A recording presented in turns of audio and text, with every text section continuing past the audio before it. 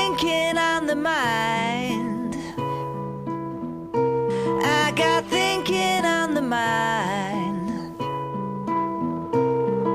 Sure, I need some stuff to do. Sometime never gonna be too soon when I see one. Yeah. You think I'm lonely? Well, you're right. Think I'm lonely? Well, you're right. World is loose and it cuts me down. Gleaming soul in a washed up town doesn't mean much. Yeah. Hey, said you wanna be my friend. Could you ever know I'm tongue-tied, sitting out a season? Never know nobody have to.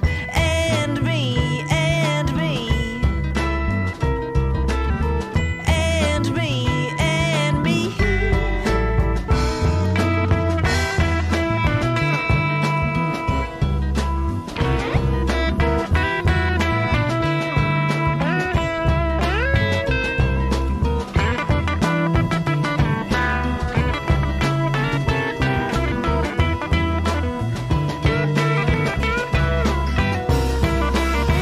They said you wanna be my friend. Could you ever know I'm tongue-tied, sitting out a season?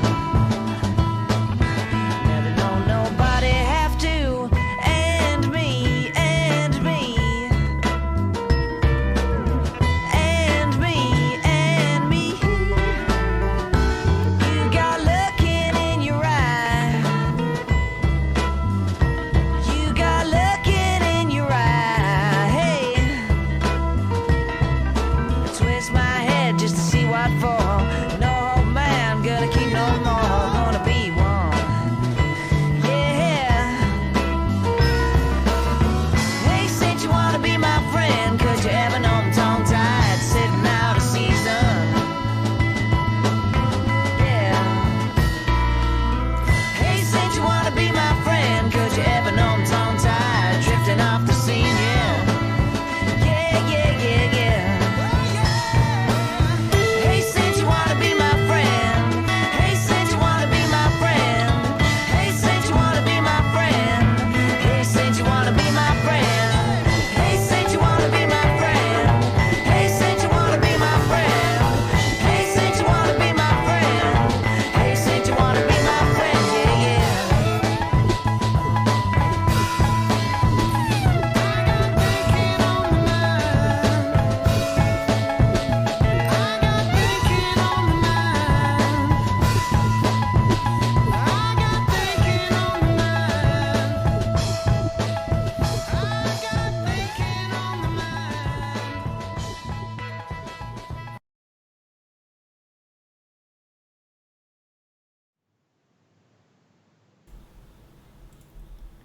That was LBRY, Thinking on the Mind. Shout out to Jimmy Jean, who's about to join us on tonight's episode of Dudes Talking with the Epic Journeyman. And tonight we're going to discuss the Chicago 8. We're going to discuss the Democratic National Convention of 1968 and the parallels to the upcoming 2020 Democratic National Convention, because there are parallels, and there are definitely seems like there is going to be a repeat. So we're going to discuss the interesting connections about the Chicago 8. Jimmy, Epic, you guys there? Can you hear me? Am I broadcasting over the interwebs? What about you, Jimmy? You there, brother?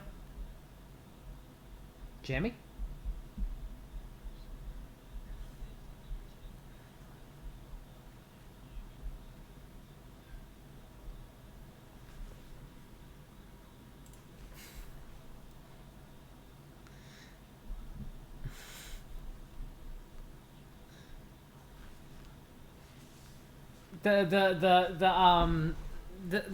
Does the outer space exist? Are we held in by the firmament, Jimmy? Is NASA lying to us? But those are different questions for another night. Tonight, we're going to discuss something that you brought to my attention that I was not aware of. and I started seeing some interesting parallels, and we'll get to that. And that is the Chicago 7, which of course was really the Chicago 8, and the hippies that became the yippies that became the yuppies. So where do you guys gentlemen, want to begin? Because I know you both have so much to say on this.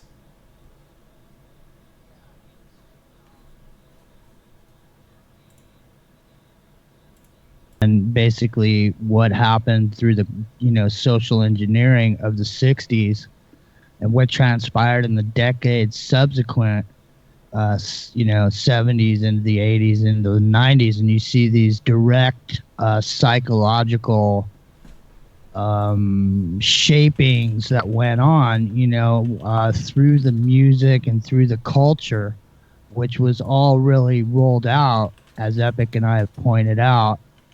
Everything centered around San Francisco in the 60s, Stanford Research Institute, the Haight-Ashbury, the Presidio, the Defense Language Institute in Monterey, Big Sur. Okay, there's a facility. Berkeley. Yeah, Berkeley. Plus, what's up in Big Sur? There's a facility up there that people used to go to, where they basically learned most of the psychological, programming that they use today. A lot of what was learned in Big Sur with these different psychological testings that were going on, these different new ways of affecting the psychology of individuals by letting them express their anger, each emotion, and fully express. I live just 50. What is going on, man? Is somebody riding a bull in here? I don't see John Travolta anywhere. Yeah, you're talking about Est, right? Which is kind of parodied, I think, a little bit in the movie The Howling, right? The Howling, where they had the colony, right? The colony where they send you up to basically Big Sur and you go out there and do all this stuff. That was kind of it, right? I mean, I don't know. Maybe I misread it, but I always thought that was kind of a funny tie into that. The name of the place is the Esalen Institute. And it was that cat, Eckhart. I'm pretty sure, I always get them mixed up. It was Eckhart or Earnhardt. I can't remember. I get them confused sometimes. They're not the same, but the Earnhardt or Eckhart that I'm talking about is the one that started Est. So he was highly involved with Esalen. But I mean, you can type in Esalen right now, ladies and gentlemen, on Google, and go look at some of the work that's been done there, and look at some of the people that have run through there, just to know that originally that was like a sort of a out of town hideaway where they went up there and they did all kinds of, freaky stuff, man. New wave psychology stuff coming straight out of Stanford Research Institute, Defense Language School down in Monterey. And the Presidio, this triangle was all straight coming out of Sur in the Bay Area. So the reason I'm giving everybody that background on that material there, John, is because of what we're going to bring to the table tonight. Now, do you want to toss it over to Epic a little bit to give some background on the Chicago 8? Yes. Okay, Epic, why don't you take the reins here? Let me toss the reins to you. Hold on, let me grab the reins 1 quick second, though. I do want to give a shout out to Suzanne. She's been studying and knows a lot of stuff about the Esalen Institute. And I'm going to have her on one day to talk about it, because she's done very deep research on Esalen. I mean, years worth of research on that. Excellent. Yeah, that's a great topic. But go ahead, Epic. Go ahead, brother. I'm looking forward to hearing Suzanne in her research. Yeah, absolutely. Well, the thing about the Chicago 8, and they narrow it down to Chicago 7 a lot of times and look it up, is, and I don't want to over-exaggerate this, but I think the research that I've done so far really seems to pan out on this, that these are the 8 arms of the octopus. Each one of these people is a caricature that represents, if you think of the pantomime masks we've talked about in the past and some of our other programs, these are these icons, these are these archetypes. And so they're representing these archetypes, and they play it out on the world stage. You have Abby Hoffman, who's the rebel. He's the down in the dirt kind of guy, right? You have Tom Hayden, who's this more intellectual guy, the pacifist, and you have Bobby Seale, who's the activist, that's actually revolutionary, trying to affect change with the Black Panthers and all those things, and his associations there, and it goes on and on. You have the intellectual that goes with Weiner, right? I think it's Weiner's name, and in his time being a research assistant for and actually. There's so many things to tie in. All right, Epic, I want to interrupt you just real quick on Weiner. I did some research on him, and he later became vice president for direct response for AmeriCares. And of course, AmeriCares worked with Iran-Contra and the Council for National Policy to develop, getting aid to the Contras. As well as Lee Weiner has also worked for the Anti-Defamation League, of course, of B'nai B'rith, and has participated in protests for Russian Jews and also tried to get funding for AIDS research. So, Lee Weiner, a lot of people, most people talk about Abby Hoffman, and also Lee Weiner he earned his master's degree, I wanted to mention, in social work from Loyola University, which is a Jesuit school. So, definitely, guys out there should study Lee Weiner. He's, we'll talk about other people's connections to the CMP as well. He is steeped in that Knight of Malta, CMP type, right-wing arm. And on many of these, you're thinking, hippies, yippies, you're thinking leftists, you're thinking communists. A lot of these people played both sides. Or were they crypto commies? What do you guys think about that? What do you think about that, Epic? I'm going to throw it back to you real quick because I interrupted you. Well, yeah, I think that in the case of Weiner, I mean, he's the one guy, it's funny, he's the one guy, Lee Weiner's his name, that when the trial was going on, he paid no attention to trial. He read science fiction books. I would wager they were Philip K. Dick books, actually. But that's just my own personal opinion because knowing what I know about him now, it seems like that's the kind of thing he would do. And he was a research assistant for Howard S. Becker. And Howard S. Becker is this guy from Northwestern University that, basically outside of Chicago there, which has a Chicago tie-in directly to that, who was a sociology professor. And not only a professor, he was a research lead himself on psychological warfare and using social engineering. I mean, he basically is one of the main, guys in the entire field who used and coined the term. Even probably doesn't get credit for that, but I mean, he's on that front. You know what I mean? And so if you look at the puppet master behind the scenes who's actually manipulating Weiner in a way, it's probably this guy, Howard S. Becker, and the tie-in to Chicago. I don't think is a coincidence. So when you look at it that way, all of a sudden this guy who's making a point not to be known, to be as low profile as possible during a trial, becomes one of the key guys, as does David Dellinger. David Dellinger was this guy who was 55 years old or so at the time when this happened in 68, and has these tie-ins to, way back in the beatnik movement and stuff, and ties in, I believe, to Paul Krasner, along with some other guys. And I want to point out also, Lee Weiner is also with Paul Rubin. Paul Rubin, I'm sorry. That's right. Paul Rubin went to Hebrew University in Jerusalem. So in the case of, we're talking about we're talking about archetypes. Paul Rubin is the spy. He's the spy, right? He's the James Bond of this group. He's of that tentacle of those 8 arms. He's that guy.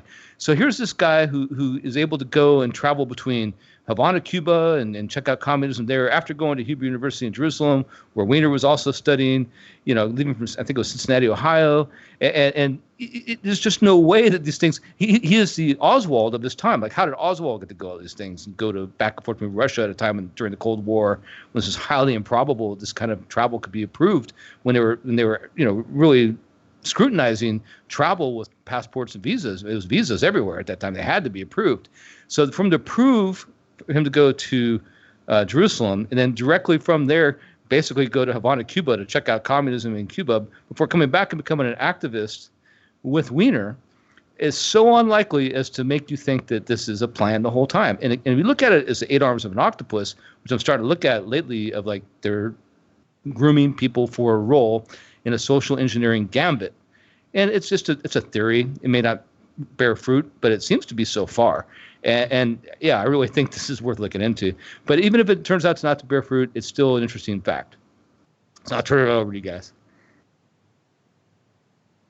Great stuff, Epic. Great stuff. I mean, yeah, when I really did some research into Lee Weiner, it blew my mind and all his connections to the Council for National Policy, and being Jesuit trained, as well as being a Zionist. So it's like a combination of all that. Like, he was truly a reactionary that no one talks about. You know what I mean? Man that can don many different whatever he needs to be, whatever he needs to do. And of course, like you mentioned, he was tied in with Jerry Rubin. So yeah, I mean, it was very interesting when I came across that. I was like, wow, okay. And then now, who was the guy? I'm trying to find it. The guy that was supposed to stand in for Bobby Seale. Oh, who was it? Starts with an H, right? Starts with an H. I can't think of that guy's guy name. also later became like a conservative. Oh, I'll keep looking. You keep going ahead. I remember you brought him up before, John. I can't remember that guy's name. I know who you're talking about too. That's the problem with a lot of these dudes from this trial. For some reason, I can never remember their names, and I don't think it's an accident, man. I mean, it's like I can never remember these guys' names. The only name I can remember is the one they took off the list, Bobby Seale. I always forget Rubin. And what was the other cat? There was one other dude that got real popular too for Abby Hoffman. Exactly, Abby Hoffman. Exactamundo, Abby Hoffman. I got some tape of Bobby Seale when he was in jail. Audio tape, if you want to hear some of it while you're trying to figure that out. Yeah, go ahead and play it, Jimmy, while I'm trying to find that. This is the missing man. This is the 8th man that disappeared away out of the trial. Here he comes, Bobby Seale.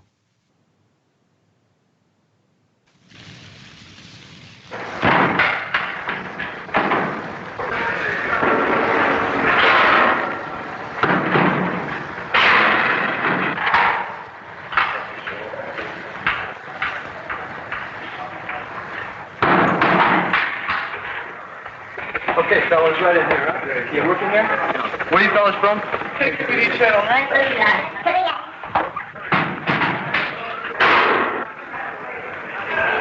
So, hey, what? All right, it sounds like the audio before we started with all the bull riding that's going on in the background, but here he comes from the San Francisco County Jail, which I've actually been in myself.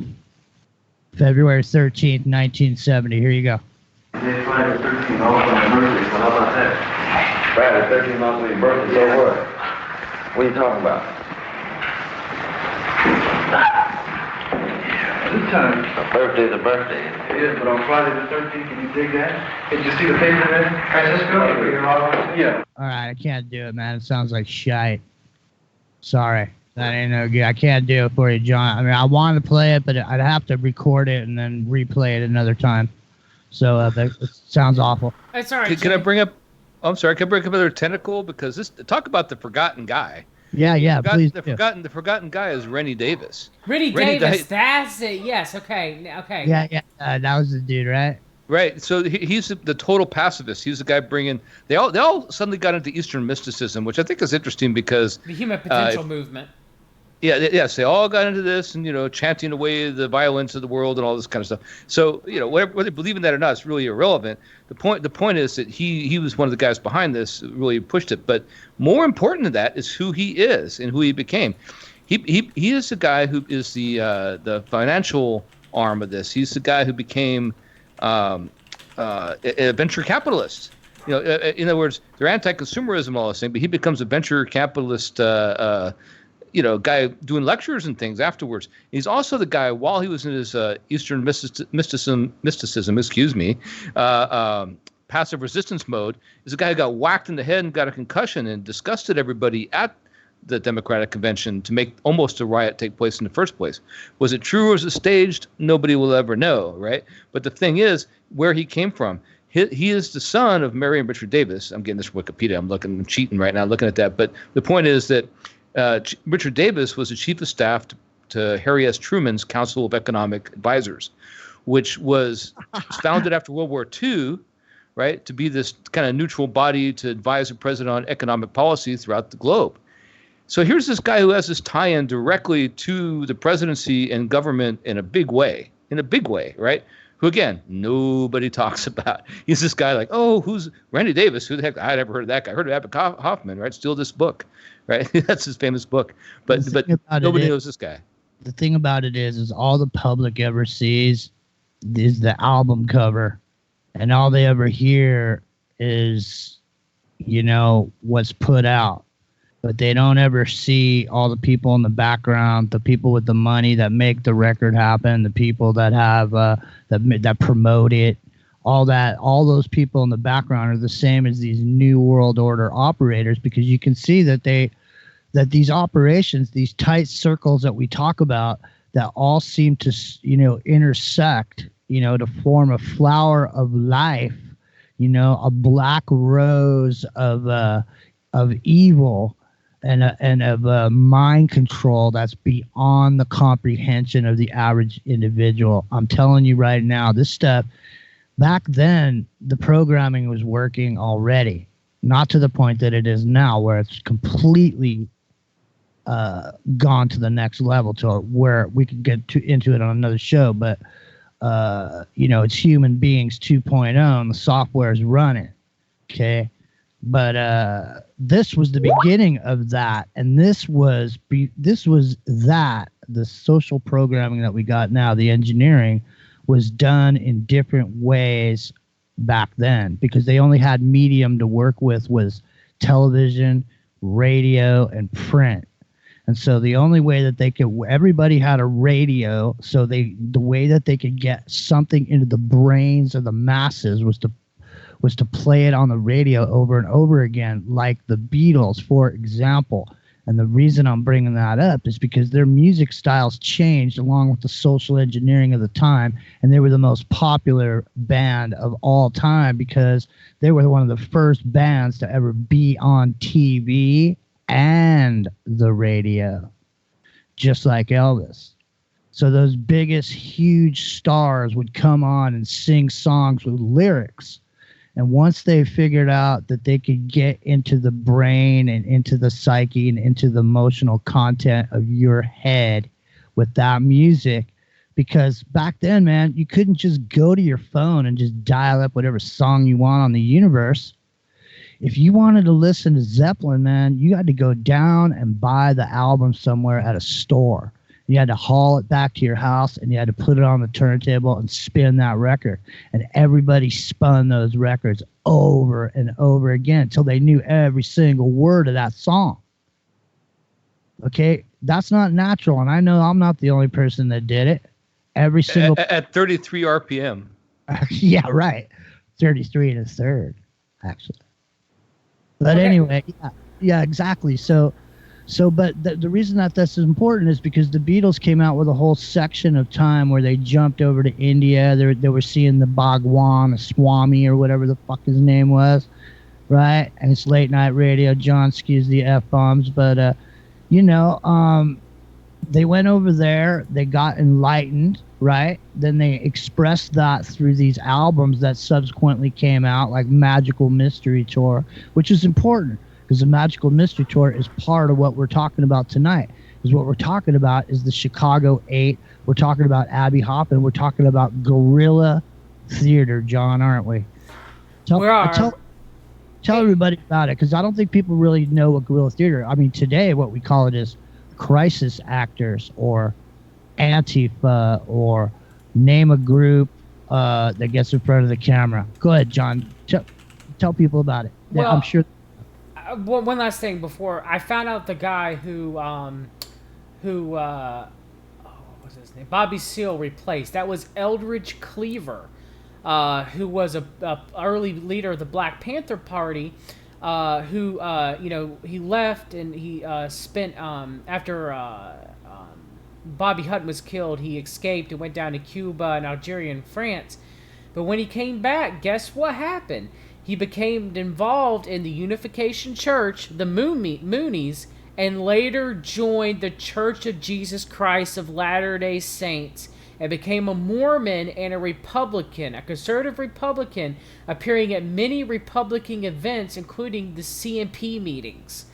So you're telling me this guy, who was an early leader of the Black Panther Party, okay, who was supposed to be the, Bobby Seale, all right? I mean, that's who. I mean, this guy was, he was supposed to be there when the protest occurred with the Chicago 7 or 8.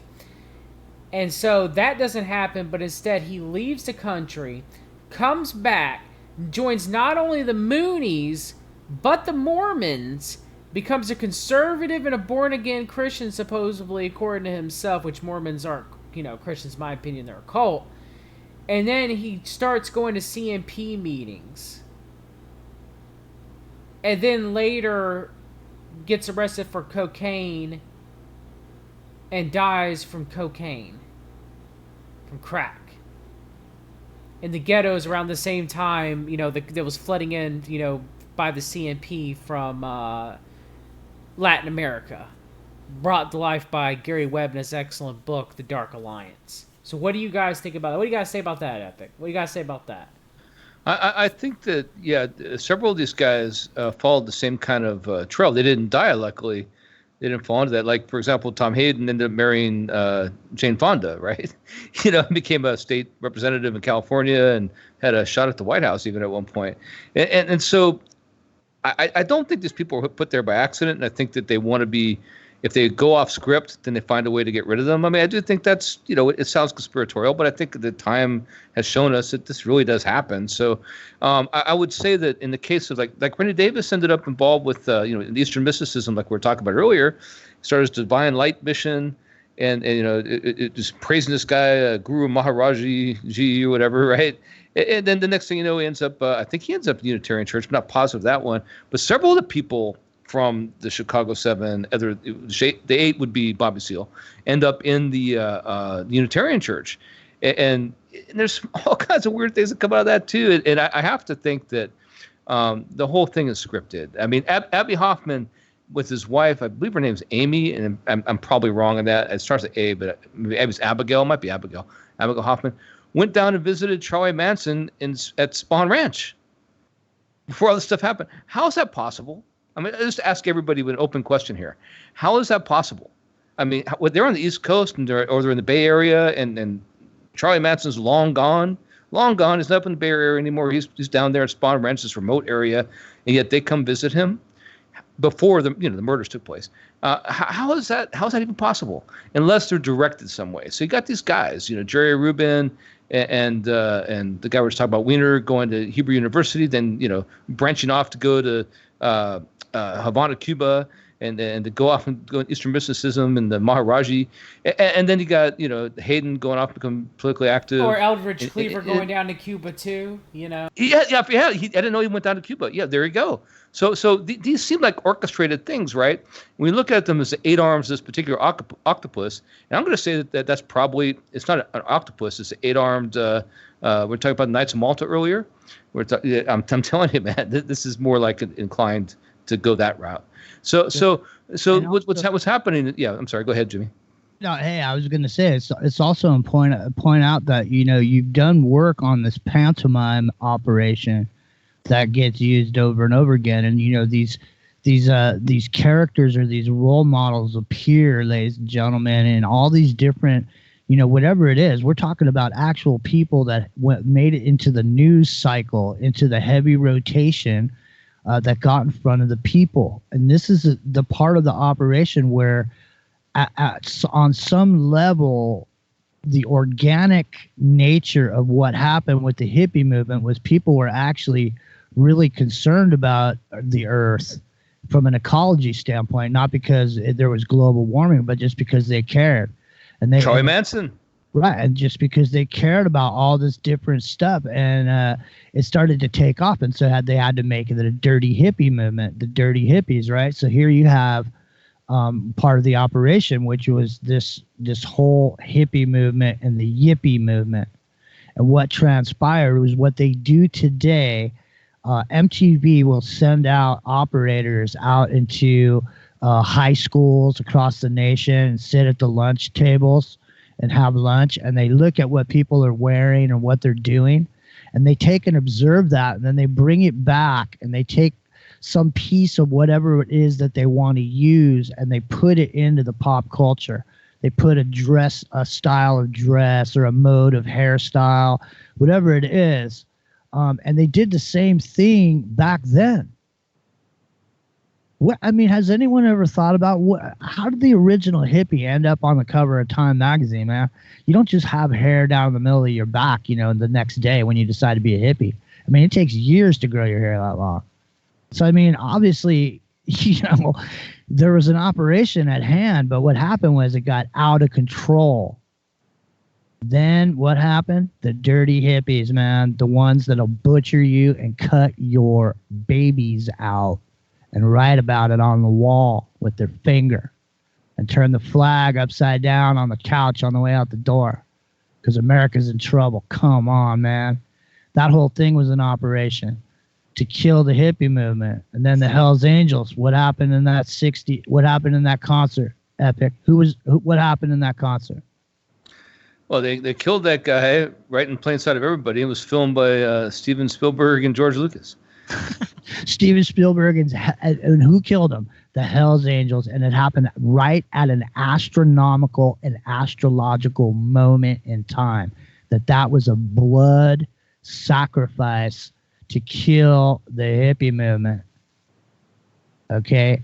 I had tape of a guy talking about that and bringing up exactly what planets were in play and all this. But, the bottom line, there was something at play. And look at the blood on those dudes' hands, man, because they were there. They drank the blood of the ritual when they filmed that thing. They were down the street shooting pool, weren't they, Epic? Down at the bar?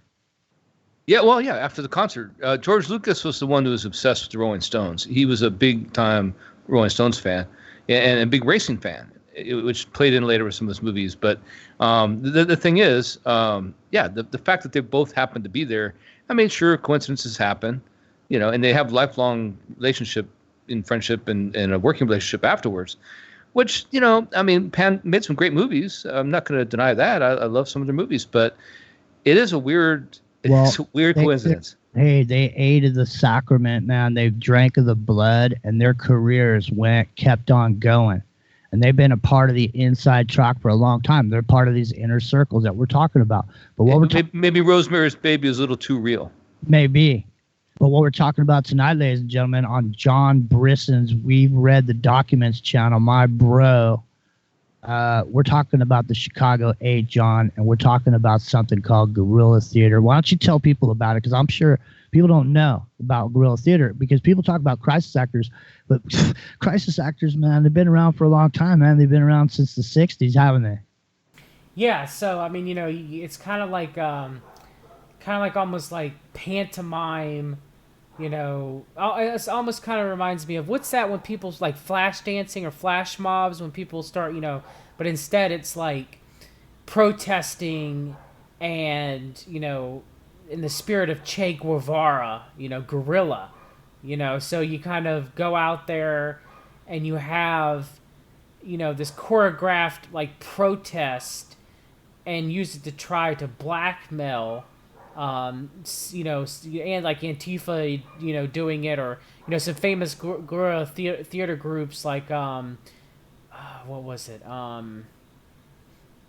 There was the Youth International Party, which was the Yippies, which we've been talking about them. There was I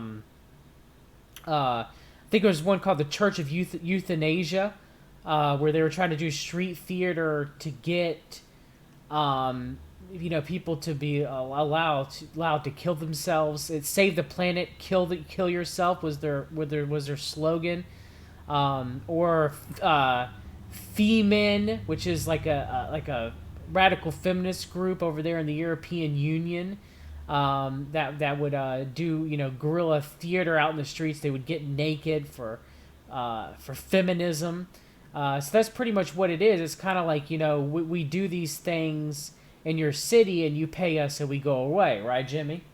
Right, and what's important about it, what to point out, because I mean, we're trying to show, we're digging up the past, we're unearthing some of these older connections and these inner circles because we want to show specific specific thing. And what that is that back in the day, it wasn't like it is now for everybody who's under the age of whatever. I mean, if you don't remember, you can't remember or know what it used to be like.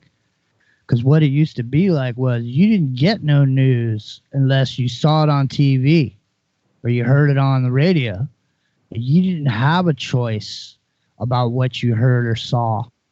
So God bless you. You didn't have a choice, ladies and gentlemen. What you saw on TV was what it was, right, Epic? I mean, that was the news. I mean, there was nobody had any idea or even thought for a moment that news or what we were seeing on TV wasn't absolutely and 100% authentic. No way. Well, that's right. And the thing about that makes it really interesting to me when I look at it now is that, especially back then, you only had 3 networks, basically, and maybe you had your UHF channel.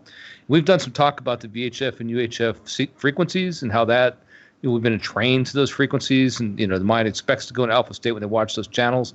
But I think that, and of course, it's been co-opted now by the defense and by civil defense, right? Those channels, those frequencies. But the point is that back then, that's all you had. You go to those 3 channels. There's no cable yet, and they spoon feed you the news, and this is what maybe they have their different slant on it. NBC might be different than ABC, but they're telling you the same story basically. But it's not like it is today. Like today, they all literally have the same script. It's hilarious. You go back and you play the same stories back, and they're following even verbatim some of the same phrases. Where it's written by literally a script writer somewhere. Yeah. So it's always been this way. It's always been this way. This is the Greek pantomime. This is theater. So what's happened is this has always been theater.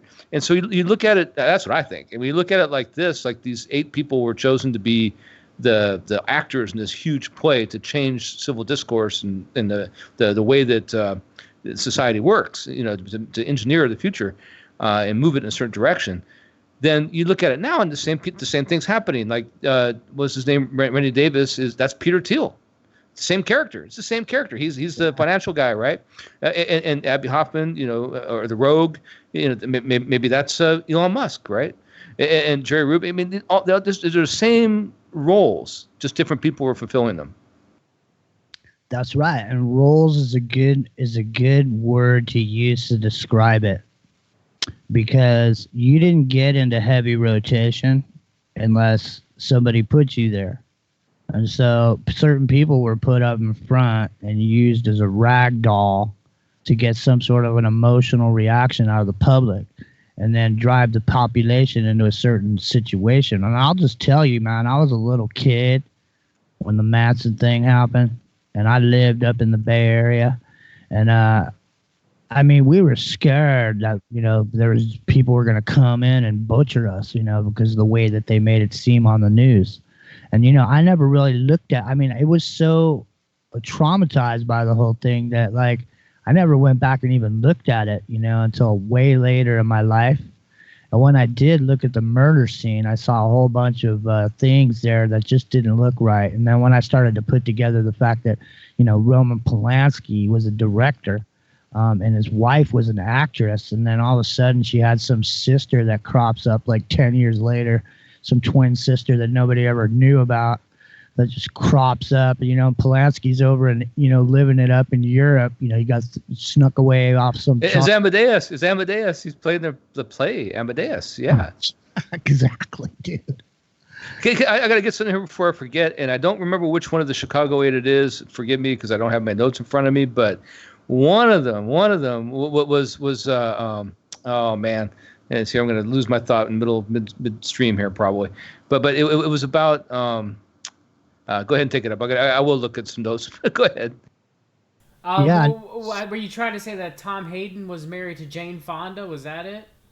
Yeah. Well, that's what distracted me actually was the whole Fonda connection, because Fonda, the family of the Fondas were pivotal. If you're talking about social engineering going back farther than we think, right, then the Fonda family is like the icons of this movement. They're the ones that people gravitate to, because Henry Fonda was out there in all these movies, and was actually literally in some of these movies filmed by the Laurel Canyon crew, for propaganda purposes for the war. and afterwards, right? And then he becomes this Navy guy, and he serves as a third-class petty officer supposedly, and then becomes basically an intelligence guy later on, because he's, they can't waste him on something as petty as being a gunboat guy or something, but whatever it was. But the point is that then Jane Fonda becomes the one who breaks the barrier for sexuality with going nude in roles in Barbarella, and then going winning a Academy Award for playing a prostitute twice, but she wins in Clute, right? And then goes on in 1972 after that to become Hanoi Jane, who is filmed with the anti-aircraft gun, which she regrets ever since. But the point is that it's an iconic image that nobody forgets. And then Peter Fonda's in what do you call it? Easy Rider. Easy Rider. Yeah. Which is about the death of the hippie movement, man. 100%. Yeah, exactly. How's that a coincidence? I don't think it is. It's not a coincidence. I mean, just the whole thing where they sold out. It was a thing where that was what the whole dope deal was about, where they made the coke deal. And they got the money. Now they got money and they got the bikes. They sold out, man, and they rode those bikes. That was it. The end. That was the end of the hippie movement. But before the hippie movement ended, you had somebody named Abby Hoffman, and you had something called the Yippies, and it was 1968. Look at Dennis Hopper, man. Dennis Hopper's an interesting character, man. We should do a show about him sometime. He was at the Polanski Tate House many times. Yeah. Listen, I was 3 feet away from Dennis Hopper and Sean Penn at a Dennis Hopper retrospective at the AFI Film Festival down in Los Angeles, Santa Monica. That was badass. Eddie Vedder did a montage. They did a montage of Dennis Hopper roles, and Eddie Vedder sang some song for it. It was badass, man.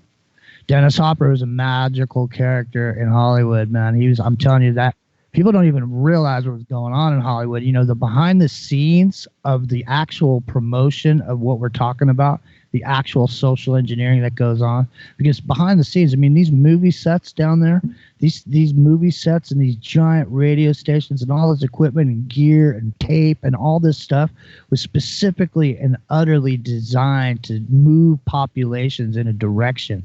The reason they had some older dude up there on the reason these characters that were the role models, that were the leading, he's a leading man.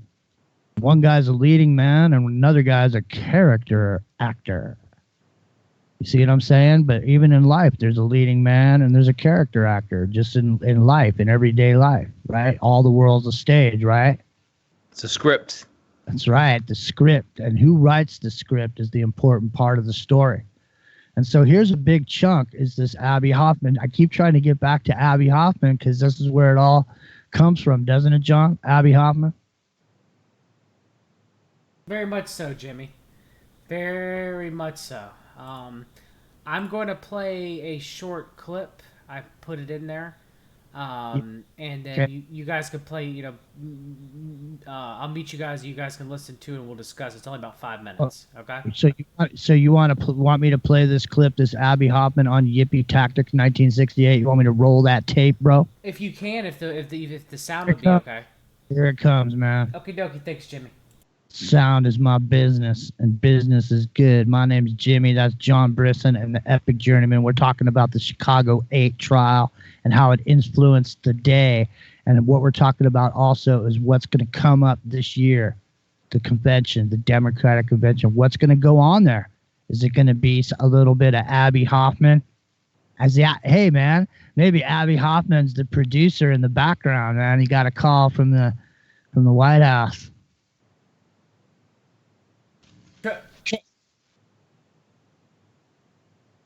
That's essentially what we're going to do, is throw a lot of banana peels around Chicago and have the machine stumble. And when it stumbles, it gets into a policy of overkill, and it starts to devour itself. So the cops are going to turn on themselves? But they'll at least, How do you get they'll be enough fighting. time? They'll be fighting other people in power. See, in Grand Central Station, they weren't just clubbing us long hairs. You see, they started to take on commuters, and people coming home from the opera, and mayor's officials who were wandering around, and FBI agents who were there in secret, disguised as hippies. They're all getting clubbed just like us.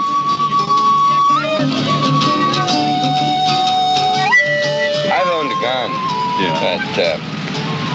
But But it's just another theater prop. I can't shoot it for shit. See, I could hold you off forever just by using theatrical techniques. I'll show you. See, you be straight. You be straight, guy. And you push me. Give me the cop. Come on, man, you fucker! Come on, take me! See? You ain't gonna touch me. You convince them that you're crazy enough to do anything, and then they won't touch you. For example, before we went to the Pentagon, we start hearing all these spook stories about mace, you know? So a couple of us sitting around, you know, getting pretty stoned. We say, mace, huh? That's pretty dangerous. We need a drug of our own. How about lace? And we start playing with lace, you know, lysergic acid, cryptoethylene, LSD, and DMSO, and, you know, invented by Osley. And, well, let's go out and get some. So we go out and get some plastic water guns and some Schwartz Disapiro purple fluid, and you squirt it on the wall and it vanishes. See, high penetration quality, right? So we call a little press conference, bring over the press, and we squirt it at the wall. And they say, well, it's pretty good. Maybe it's true, maybe it isn't. We say, okay, come back in 4 hours. We come back, we have two couples, see? We squirt them. They take off their clothes, they fuck. Reporter says, holy shit. You know, they go to take it and we say, you want to try it, you can get brain damage. You know, you run that risk, and they put it back because they you know, they're afraid to die. And the press is voyeuristic, and they're going to eat that goddamn thing up. And you look in Time magazine, man, and there it is, a fact. No quotes, no hoax, no nothing. Lace, the new wonder drug, makes you fuck. Going to the Pentagon. But can that kind of thing protect people in Chicago? Or are you worried sure about that? Sure it can. I'm not worried about Chicago at all. Of course not. Never worry. Only mothers worry. Duty is Chicago seems like we are hurting ourselves into a stockade, you know? I mean, we're getting ourselves all together where they can surround us. See, what the Democratic Party, look at their theater, right? International Amphitheater. Have you ever been down there? Have you been to Chicago? Well, it's out of sight. It's right in the stockyard, see? Yeah. It smells like shit and death and piss. And it's boring. You know, they'll have like Kate Smith singing the national anthem, right? They'll have all these boring pigs, you know, fat businessmen, serious, very serious things, see? And they'll be showing this, see? And meanwhile, you know, like every 2 minutes out of every hour, there'll be us out in the streets or up in the park doing all this thing. Wow, wow, wow, wow, wow, the new America, exciting. And it'll be like a football game, see? Football game's a good model. Cops versus the Yippies or the National Guard or troopers from Vietnam. I don't know who they're going to bring back to contain us. Heavy equipment, see? And people will be watching that on TV and they'll say, we don't want to watch that boring speech stuff. We want to watch the Rose Bowl out there, you know? And they'll get mad. They'll say, why aren't they showing us that Rose Bowl? What are they showing us that boring stuff for? You know, a lot of people are going to kick in their television sets that week. This way you got America. They're all into Freud. Say to them, hey man, we're all getting laid, man. We're listening to music, we're having a groovy time. What do you want to work for? Talk to them about full unemployment. They know you don't work. And they're very intrigued by that. We don't work. No, I don't work, man. I'm just fucking around having a good time. That's disgraceful. They hate that in America. Don't work. Of course we don't work. I'm never gonna work. What do you guys want to work for? For some haggy old wife and some kids that don't respect you? I'm going to the commune tomorrow. Do you want to come? Tomorrow? Yeah. No. Tomorrow? Where's Abby? Yeah, I want to go tomorrow. After Chicago, we can go. After Chicago, but I want to go. You want to go now? Well, now or tomorrow or soon. Well, I guess you should go, then. There he is, ladies and gentlemen. Abby Hoffman, John, Suzanne. So Abby Hoffman on Yippie Tactics. I'm going to drop it in the chat for you guys so you can get it, listen for yourselves. But take a listen to what they're talking about, because, you know, they were talking about the same, this is what Epic and I, quite honestly, we talk quite a bit about this, is the fact that they're running the same program right now in 2019 as they were running back in the 60s, because the same issues are coming up now, only the reasons are different, but the issues are the same. In other words, there's sort of a techno sort of hippie millennial thing going on where it's kind of parts of the hippie movement, kind of, there's environmental stuff, but because they've been hammered in school with this global warming stuff, and tomorrow everybody's going to be out on strike, it's the same kind of stuff they did in the 60s, though. It's important to understand that it's got to be coming from somewhere. No one's just, the only, what is that the only thing to do is protest and just cause mayhem and to go down and break windows and stuff? Start fires, start cars on fire. Is that it? Because that's all we seem to see. And it just goes over and over again. And so the issues that are out on the forefront of whatever it is that they're promoting, you will see that protest on TV. If you're protesting against something that they don't want you protesting about, or they don't want people upset about, there won't be the only thing they'll do is they'll show the tail end of the protest with a bunch of people in rainbow afros wearing bunny suits with, looking ridiculous. But the point is that, listen, these yippies and this movement was and they blackmailed Chicago, didn't they, John? Yes, they did. Yes, they did. And do you think, Jimmy and Epic, that something like this is going to happen at the 2020 Democratic Convention? Because, remember, with the 1968 Democratic Convention, they had it was very broken up. There was it was very difficult for them to come to a consensus of who's going to run back then, and so. And who was the Republican at the time? Who was the president? You tell me, Jimmy. No, you tell me. Well, you don't. Back then, wasn't it? If I remember, it was LBJ he wasn't going to seek re-election, right? Right, going into Richard Nixon. Yeah, so Yeah. they're yeah, so Nixon. Exactly. Nixon and Trump is Nixon in our stage play. Well, 100%. What I was trying to think of what I was forgetting earlier, and I was trying to cast these because I just thought about this, the 8 arms again, how that the new roles of those same characters are manifesting, and I mentioned that Musk might be Abbie Hoffman. That's not true at all. He's more the Lee Weiner guy, right? So the old timer would be David Dellinger, would be Kurt Swill, Ray Kurzweil, right? Because we're going to transhumanism now. So that's the next move. The old move, the move that culminated in 1969, rather, didn't work. They thought it might. Social engineering had gone a long way. Like we forgot to mention in the course of this that, the obvious things that everybody knows about with the music and with the culture, the counterculture at the time, we all can relate back to those and listen to those same songs and watch those same movies. But the things that were subliminally put in there, like the binaural beats and the Mori patterns and things that were actually much more sophisticated, that had a designed intent, it worked. They worked, right? Didn't work the way as well as they thought they did. And so 1969 did not become the culmination of their plan, right? If you want to make it a global plan to do something to shift the dial, to rebuild, order out of chaos kind of thing. But so now we're looking at, I'm sorry, I don't want to forget my thought train, but so who is Abbie Hoffman now? I don't think we have one. If you look at John Freund's, I probably mispronounced his name, maybe that's what is it, the characters, the elder statesman, of course, is Ray Kurzweil, be David Dellinger. Who's our political guy? Tom Hayden, he becomes a political guy. Who's that now?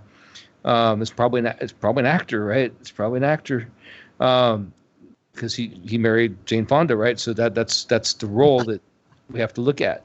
Bobby Seale, who's that guy now? I mean, we don't have a Malcolm X character. We don't have a Bobby Seale character. We don't have somebody really leading that charge right now. Is it AOC? Is AOC Bobby Seale? Jerry Rubin, Jerry Rubin is the one who's the spy, right? The spy. Well, there's a lot of guys who could fill that role. I'm not sure which one to pick. Looking at it from a right-left paradigm, even though I hate looking at it that way, what about Candace Owens being Bobby Seale? The walk-away movement of becoming Democrat to Republican for the African Americans. Wouldn't that tie into that? Yeah, because it's just a role, right? So they got to fill the role. If you look at them all as masks, they're all pantomime masks. Well, who's filling that role, right? Instead of having liberals and communists in quotation marks, now we have conservatives and libertarians in quotation marks who are filling these roles. They're archetypes. Listen to this. Now, I got some tape of Abby Hoffman. Okay, remember, here's a street action. Here's a street action right here in modern times. Occupy Wall Street. Everybody remember it? Everybody, yes, I do. I remember Occupy Wall Street. Yes. So a lot of people in the alternative media and the truth seekers, they were into the Occupy Wall Street movement up to a certain point, and then it sort of got like somehow it got taken over. It seemed like, or whatever. And people disbanded around it, but at one point there was a lot of people that were moving in that direction, going, "Yeah, man, we're the 99%." Okay, now Herman Cain was running for president. So here's Abby Hoffman responding to Herman Cain Herman C&P Cain. Go ahead and play it for me, Jimmy. Here you go, baby. I know you're going to love it. But I happen to believe that these demonstrations... All right, hold on. Here we go. I'm going to restart it for everybody. Hold on. It says, Republican presidential candidate Herman Cain recently went on TV and made the following statement. The Occupy Wall Street demonstration. Don't blame Wall Street. Don't blame the big banks if you don't have a job and if you're not rich. Blame yourself. That's Herman Cain, ladies and gentlemen. Here he comes.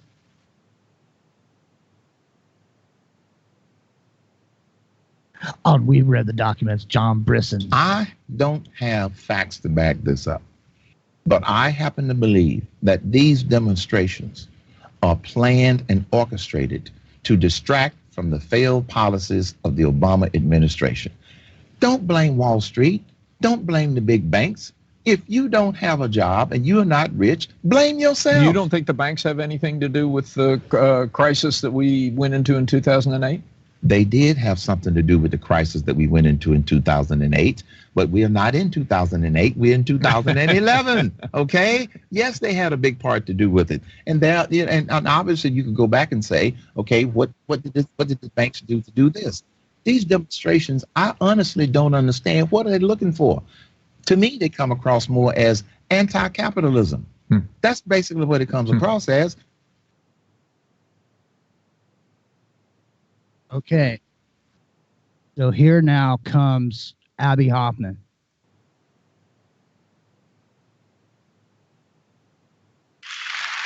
I still have not been big chilled. I still believe in the value and effectiveness of grassroots organizing and political activism.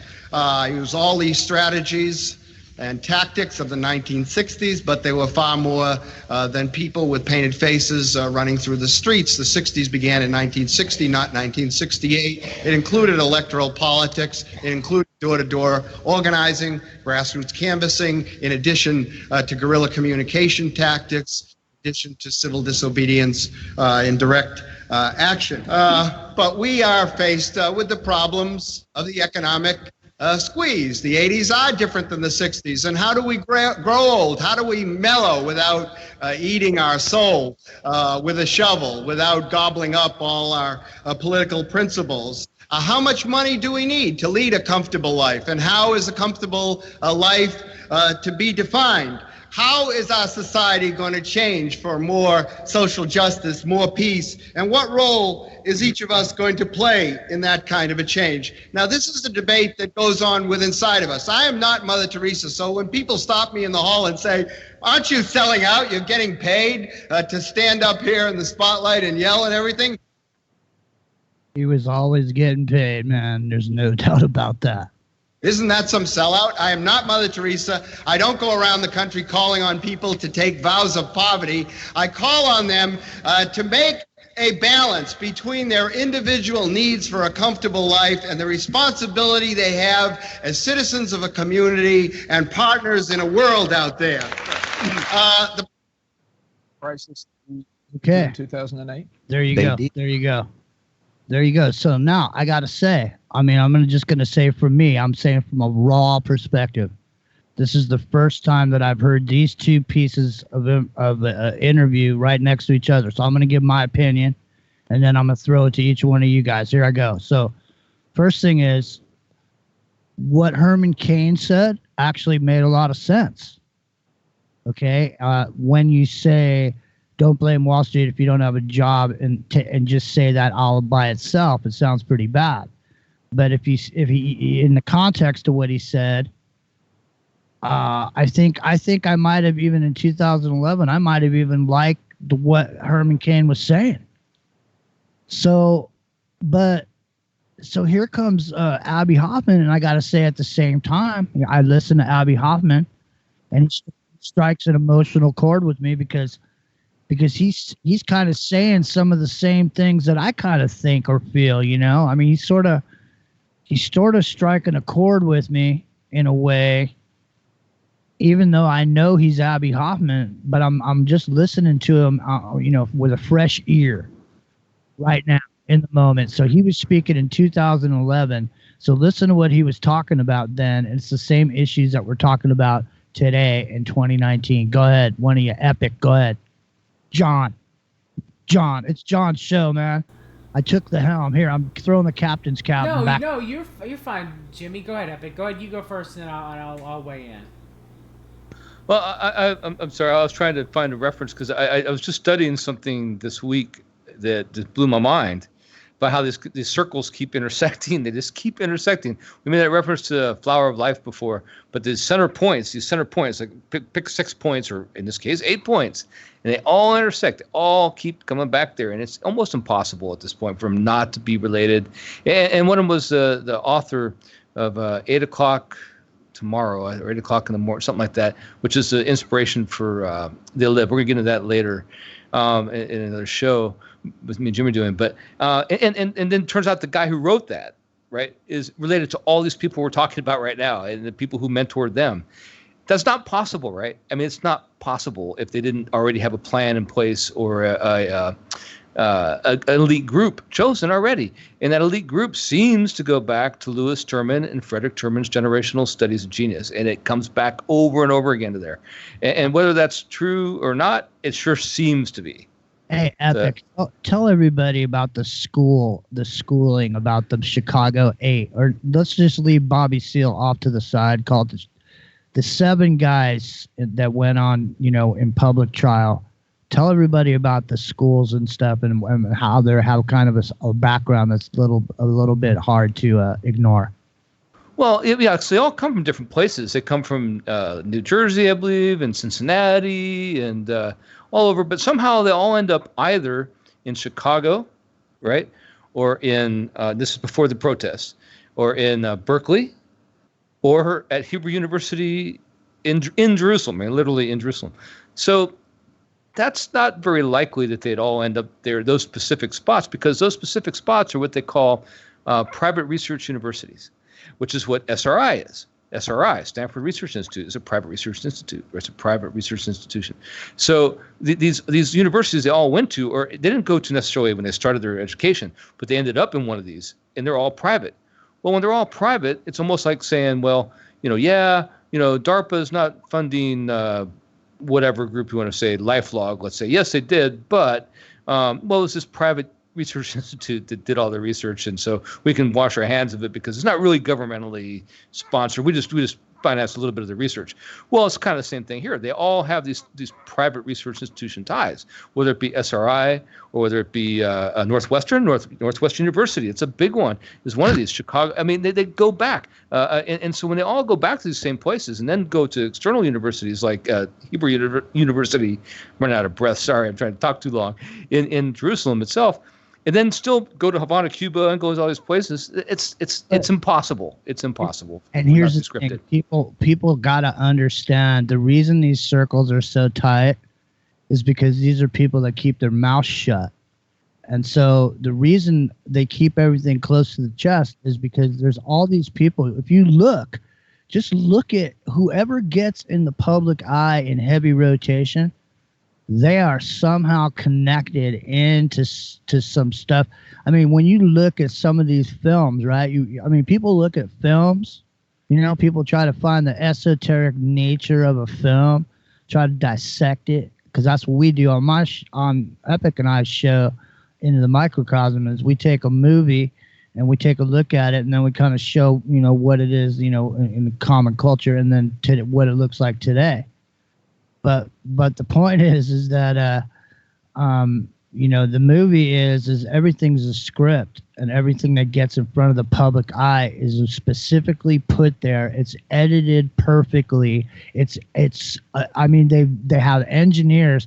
They used to have booths full of people. They used to have people that made noises that sounded like people running down the hallway to make you believe when you were watching a movie that there was somebody running down the hallway. Okay? That's the level of what we're talking about. This is not a joke.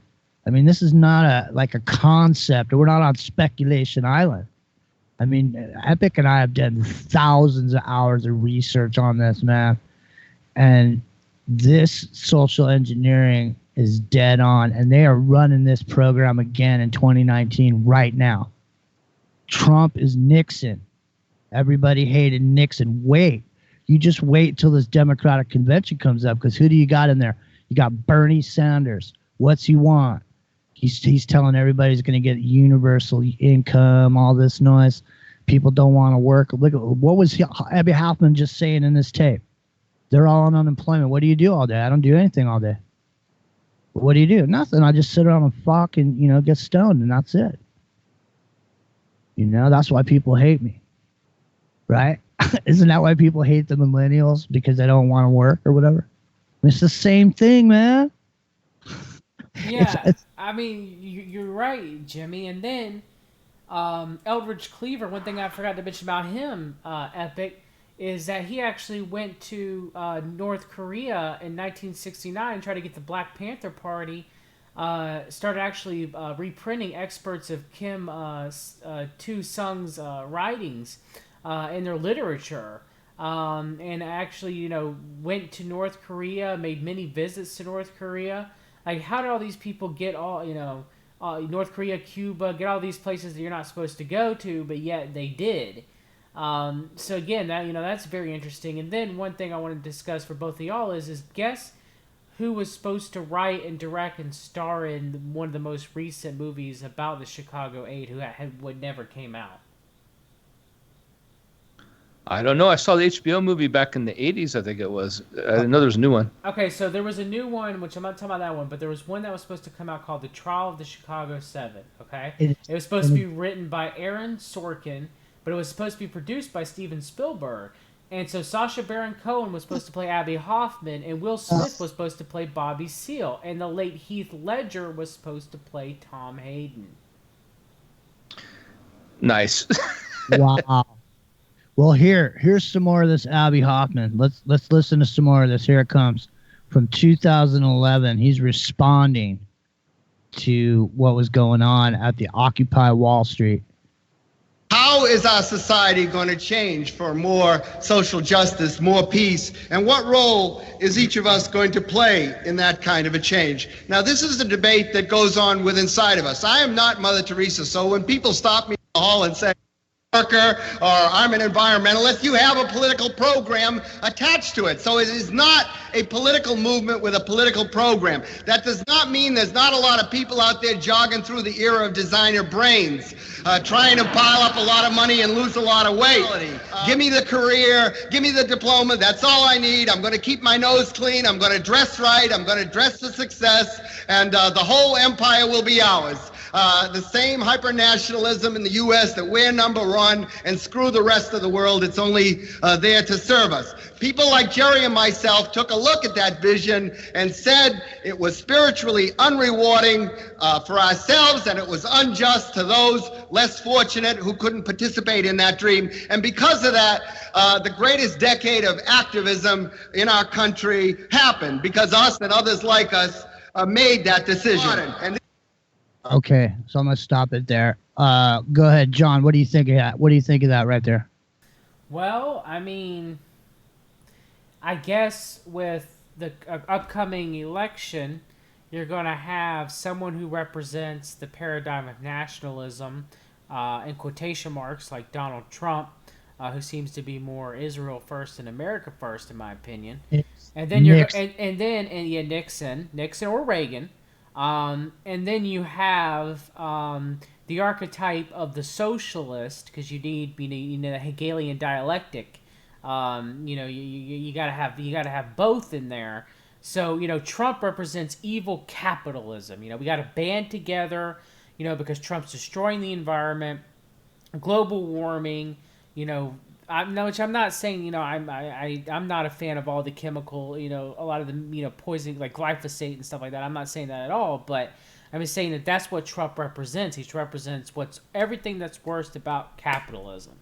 And so then you have whoever's going to run against him, let's say Bernie Sanders, let's say maybe there's a broker convention because no one can decide on who's going to run, and so out comes either Hillary Clinton with new plastic surgery or Michelle Mybelle Obama, which I actually probably think likely that's not going to happen until 2024 after Trump, because, Trump really has to really screw up after re-election with some sort of foreign war to drive us to complete socialism.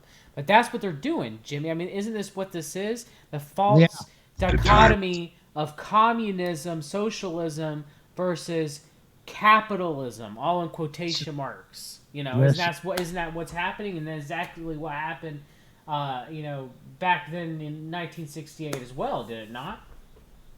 Yeah, that's exactly what's going on, John. And here's the thing. Nixon was the first dude to come up with what was called fake news, because they said that they were making stuff up and all this. Here's another one. No matter how hated of a president Nixon was actually very successful in his mission as president, because he number one, the main thing that he did besides Watergate was he took America off the gold standard. Okay, he actually did everything he was sent in there to do. And when he was done, he went, "I'm not a crook. I'm fucking left." Okay? And that's what you're going to see Homeboy do over there, because let me tell you something, man. We're in for a rocky ride coming into this convention. I'm going to tell you right now, I watched some Elizabeth Warren, some discussion, and she gave a speech, and there was some discussion about how many people showed up.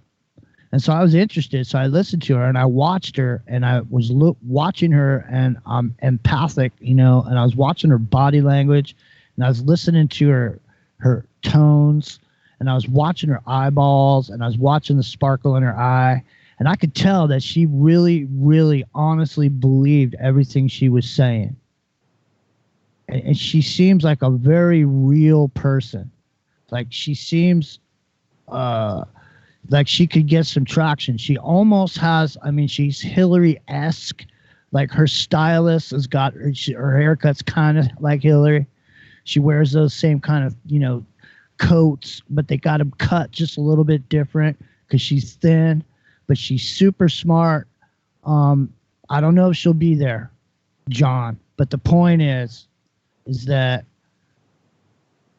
all they do is they roll out. It's almost like, you guys, it's almost like a Miss America pageant. Okay? They roll out a woman from each state who in the state, she was the best in the state, but everybody had to go through all these trials and tribulations leading up to that point to her to get to be the one from that state to show up. And then they all show up, and then they run them by, and in the end, somebody gets picked. Right? And that's the same thing that happens with this stuff. Okay? They discover a talent, and they work that talent. Once you're on the program, now you're getting paid, you're getting your payroll, your name's Elon Musk, your name's whoever it is, your name's Zuckerberg. You look like you make $1 billion a year because you're put up in some house that is owned by somebody else, and you just sit up in there and ride around in limos and fly around the world and do whatever you do. It looks like you're the guy, but you're not the fucking guy. You're just the guy playing the role. And every single person in heavy rotation, on television, in the media, on the mainstream, in the campaign, on the stage, is Playing a play. roles. You know, they're all actors.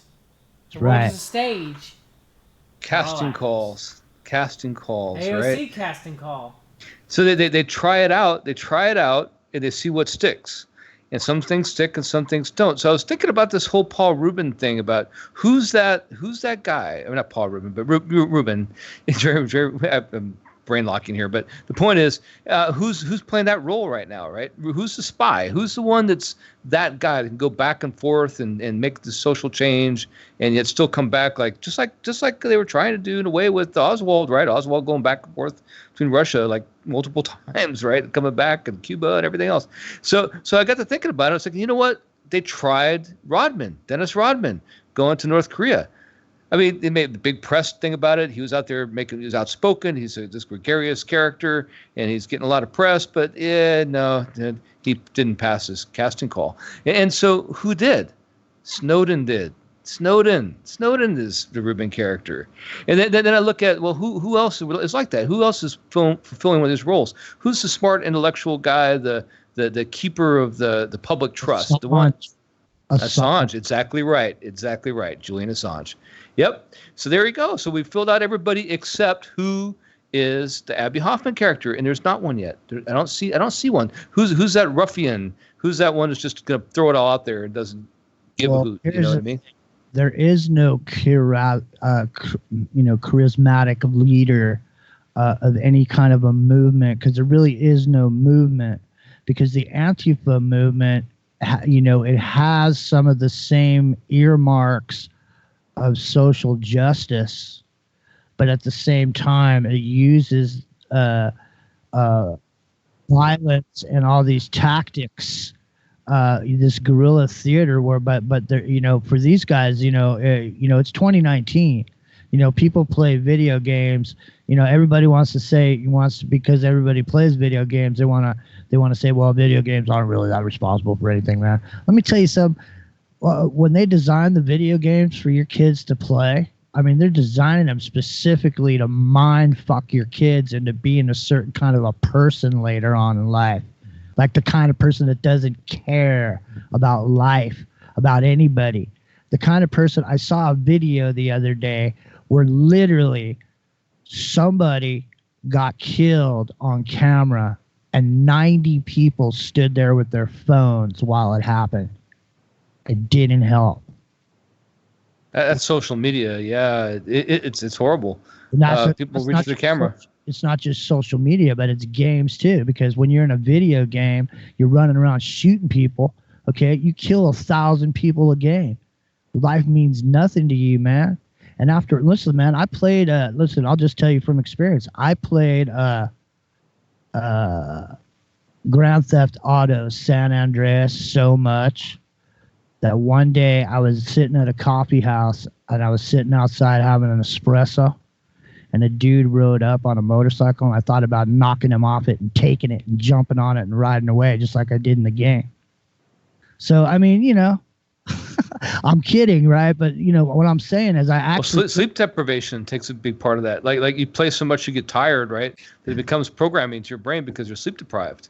And part of that's intentional. Yeah. Just saying that when that motorcycle slow rolled up near me and it was in running distance, I literally considered it for a second while I was sitting there. I mean, it became a thought in my mind. So if you spend hours and hours and hours inside of whatever fantasy game it is, it doesn't matter. And Jimmy, you're cracking me up over here, man. Well, I got to mute myself, but man, my favorite GTA was Vice City. I played that like crazy when I was growing up. Did you ever know that across the street in San Andreas, across the street from the police station, when you get arrested, you come out across the street? Did you know there was a off-track betting place? Yes, I did. And you could play that game and you could see the pattern of the horses, and eventually you could just sit in there and win $1 million. Yes. Man, from this article, really did play it a lot, Jimmy. No. From this article I'm reading about Dennis Rodman, I got to throw this in. And this isn't Wikipedia. This is, let me see. It's from Washington Post. No, you got to see this. Talking about his trips. His trips were sponsored by the media company, an online gambling outfit, and most recently a marijuana cryptocurrency company. Okay, well, listen to this. So we got tight circles here, man, in a big way. And here, I'm going to point at something because Epic and I did a whole bunch of shows on the Playboy Mansion operation. Okay, so Paul Krasner ties these guys right to it. Well, no. Here's somebody that ties both of these peckerheads together. Is Pamela Anderson. Yep. This has been going on Twitter, man, and the stuff that the bull crap. Everybody has all these truthers wrapped around her whore Babylon finger, Jimmy. Well, here's the thing. What I'm going to tell you is she is an operator. She all in a red dress or bathing suit, yeah. No, but listen. Here's what I'm saying though. She went and visited Assange. Okay, she was hanging out with homeboy over there. What's his nuts? Rodman. You know what I mean? I'm just saying. Married to Tommy Lee, yeah. Out of the millions of people. She's a truther now. You know, she woke up. Oh yeah, I'm sure she is. I'm sure the next thing you know, she'll have a podcast. A podcast and a Patreon. And maybe Tommy Lee can hang out. Listen, I got something really special since we're talking about this particular time period. One of my favorite organic characters that cropped up and got shot as somebody that I really look up to. And I got a super powerful piece of tape from this particular individual, John. And I'm springing this on both of you guys because you don't know I have this. Now, I'm going to give you a choice, John. You can roll the dice right now. And you can have a show unlike any show on the alternative media. And you'll have a show with a piece of audio on it that is absolutely dynamite in its nature and exposes the civil rights movement. It exposes the March on Washington. It exposes Martin Luther King dead on from the moment, from an individual who knows. John, Epic, chat room, do you want to hear this video? Yeah, you got me now. I mean, come on. Got to do it now, yeah. Got it. All right. This is somebody that I really look up to and a character that really had an effect on me as a person. Malcolm X, ladies and gentlemen. We have to go back to what young brother here referred to as the house Negro and the field Negro. Back during. Now, I just want to say, I want everybody listening to this and subsequently who listens to this in the future to take color out of this and just think about the concept of what he's talking about. He's talking about slaves. He's talking about the plantation. Just take the Negro part out of it because we are all slaves on the plantation known as the United States of America. My name's Jimmy. That's John Brisson. That's Epic Journeyman. And this is Malcolm X, the house Negro and the field Negro, right here on We Read the Documents. Slavery. There was two kinds of slaves. There was the house Negro and the field Negro. The house Negro, they lived in the house with master. They dressed pretty good. They ate good because they ate his food, what he left. They lived in the attic or the basement, but still they lived near their master. And they loved their master more than the master loved himself. They would give their life to save their master's house quicker than the master would. The house Negro, if the master said, we got a good house here, the house Negro said, yeah, we got a good house here. Whenever the master said we, he said we. That's how you can tell a house Negro. If the master's house caught on fire, the house Negro would fight harder to put the blaze out than the master would. If the master got sick, the house Negro would say, what's the matter, boss? We sick. Read it.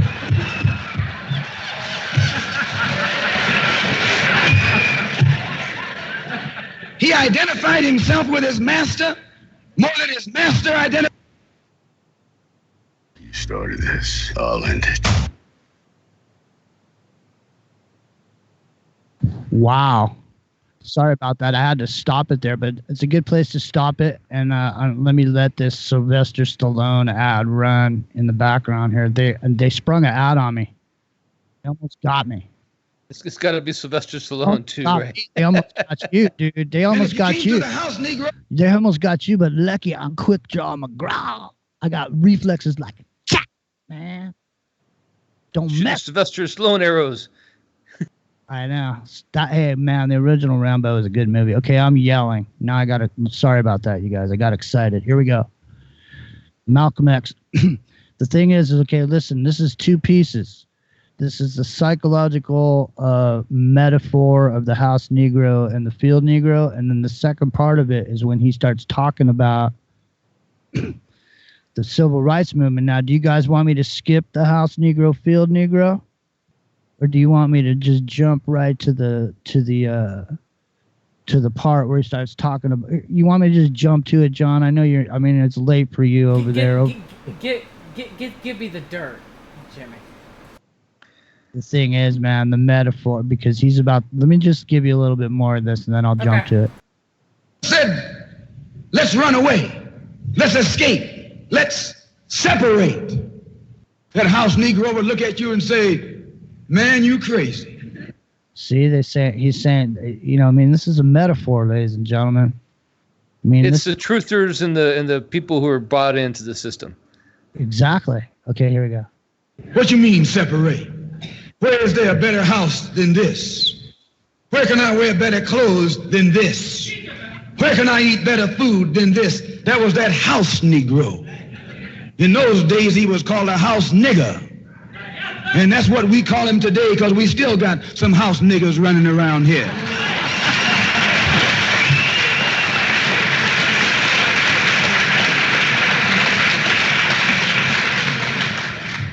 This modern house Negro loves his master. He wants to live near him. He'll pay 3 times as much as the house is worth just to live near his master. And then brag about, I'm the only Negro out here.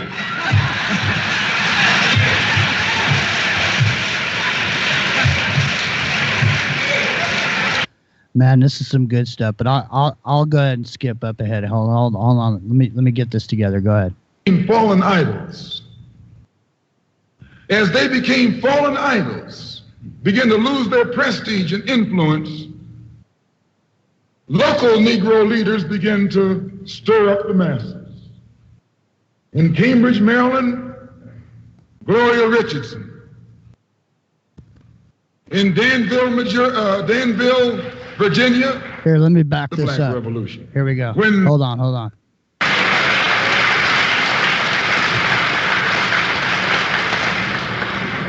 I would like to just mention one thing else quickly, and that is the method that the white man uses, how the white man uses these big guns or Negro leaders against the Black Revolution.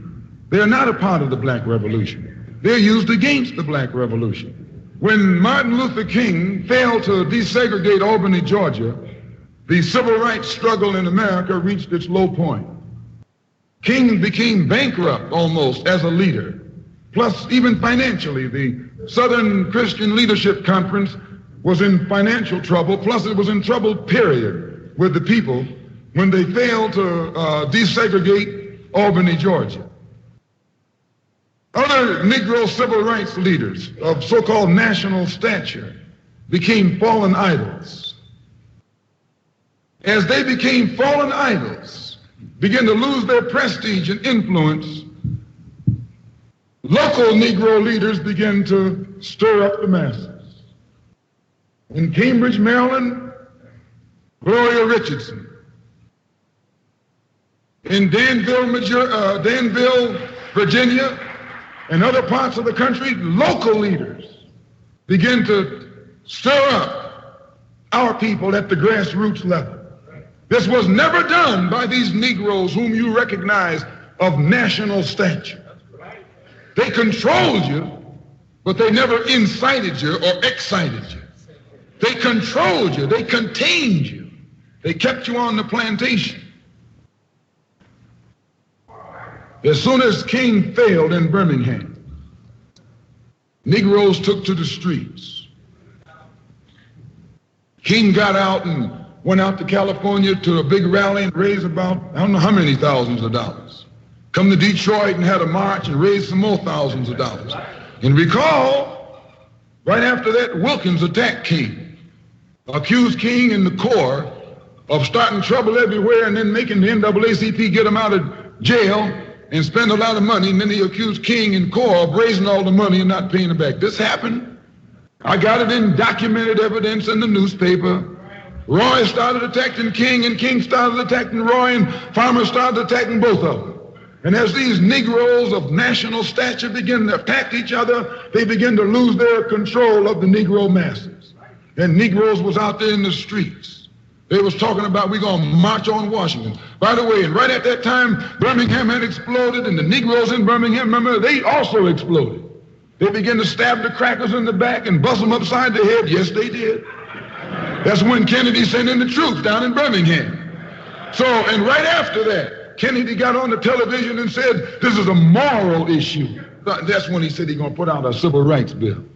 And when he mentioned civil rights bill and the Southern crackers started talking about they were going to boycott it or filibuster it, then the Negroes started talking about what? We're going to march on Washington, march on the Senate, march on the White House, march on the Congress, and tie it up, bring it to a halt. Don't let the government proceed. They even said they was going to go out to the airport and lay down on the runway and don't let no airplanes land. I'm telling you what they said. That was revolution. That was revolution. That was the black revolution. It was the grassroots out there in the street. Scared the white man to death. Scared the white power structure in Washington, D.C. to death. I was there.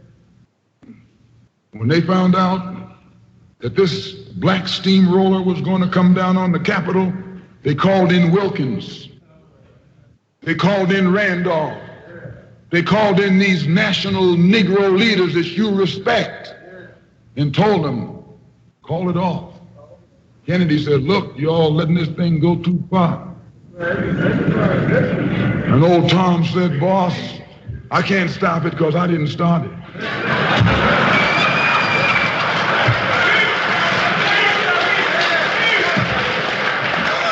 I'm telling you what they said. They said, I'm not even in it, much less at the head of it. They said, these Negroes are doing things on their own. They're running ahead of us. And that old shrewd fox, he said, well, if you all aren't in it, I'll put you in it. I'll put you at the head of it. I'll endorse it. I'll welcome it. I'll help it. I'll join it. A matter of hours went by. They had a meeting at the Carlisle Hotel in New York City. The Carlisle Hotel is owned by the Kennedy family. That's the hotel Kennedy spent the night at 2 nights ago. Belongs to his family. A philanthropic society headed by a white man named Stephen Currier called all the top civil rights leaders together at the Carlisle Hotel and told them that by you all fighting each other, you're destroying the civil rights movement. And since you're fighting over money from white liberals, let us set up what's known as the Council for United Civil Rights Leadership. Let's form this council, and all the civil rights organizations will belong to it. And we'll use it for fundraising purposes. Let me show you how tricky the white man is. And as soon as they got it formed, they elected Whitney Young as the chairman. And who you think became the co-chairman? Stephen Currier, the white man. A millionaire. Powell was talking about it down at the Cobo today. This is what he was talking about. Powell knows it happened. Randolph knows it happened. Wilkins knows it happened. King knows it happened. Every one of that so-called Big Six. They know what happened. Once they formed it, with the white man over it, he promised them and gave them $800,000 to split up between the big six, and told them that after the march was over, they'd give them $700,000 more. $1.5 million split up between leaders that you've been following, going to jail for, crying crocodile tears for, and they've nothing but Frank James and Jesse James and brothers.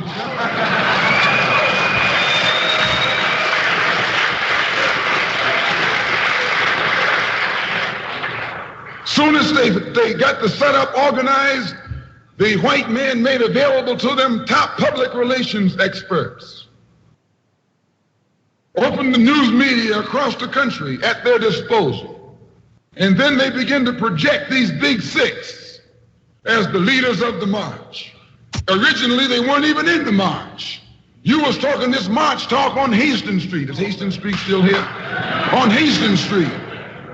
You was talking the march talk on Lenox Avenue, and down on, Fillmore Street, and Central Avenue, and 42nd Street, and 63rd Street. That's where the march talk was being talked. But the white man put the big six ahead of it, made them the march. They became the march. They took it over. And the first move they made after they took it over, they invited Walter Reuther, a white man. They invited a priest, a rabbi, and an old white preacher. Yes, an old white preacher. The same white element that put Kennedy in power labored, Catholics, the Jews, and liberal Protestants. Same clique that put Kennedy in power joined the March on Washington. It's just like when you got some coffee that's too black, which means it's too strong. What you do, you integrate it with cream.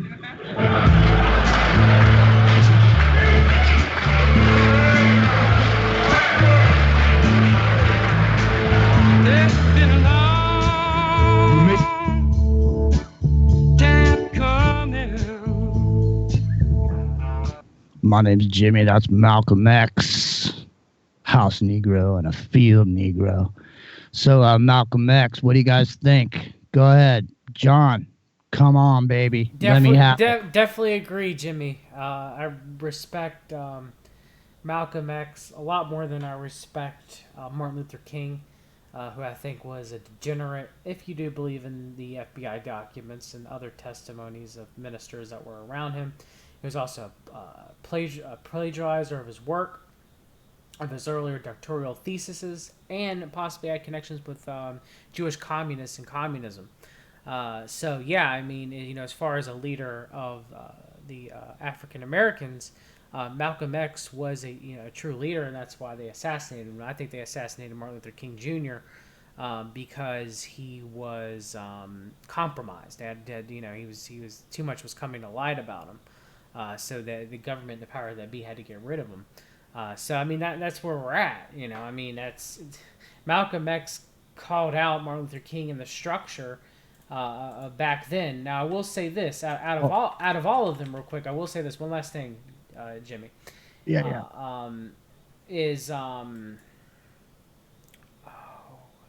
Now I can't even think. I lost my train of thought. Go ahead. You guys continue. I'll try to. I know how it feels. I did that a little while ago. Yeah, go ahead. Go ahead. Okay, so there's a lot here, and at the time that Malcolm X made that speech, he meant it exactly like it sounded. He meant it exactly like it sounded. He was being racially divisive. He was standing up for his group, his own people, right at that time. But he did change his mind later on because he went to the Kaaba. And he had an enlightened moment where he found out that what the Sunnis were preaching at the Kaaba was different than what he was trying to preach and what he had learned in prison and what Islam was all about. Well, however, the speech itself. Well, let me. I know what we're trying to say. I think, and I want to put words in your mouth, but I want to add on to this. What he was saying was, and if you apply it to today, we're talking about how people become aware today of their struggle. Their struggle today is against an overwhelming majority that has total control. And this overwhelming majority that has total control is hard to beat unless you know you're in a war in the first place. And he did a great job of pointing that out in that speech. And so reason it played out as long as it did and got to the point that you were trying to make, I think, about diluting the blackness, diluting the coffee by putting creamer in it, wasn't just that. There's two parts of this. It's about how it gets usurped when the movement takes hold and the people in power realize that there's a threat. They co-opt the movement. They start putting their own cream into the coffee. They dilute the movement. Very much so, Epic. Hold on, Jimmy, real quick.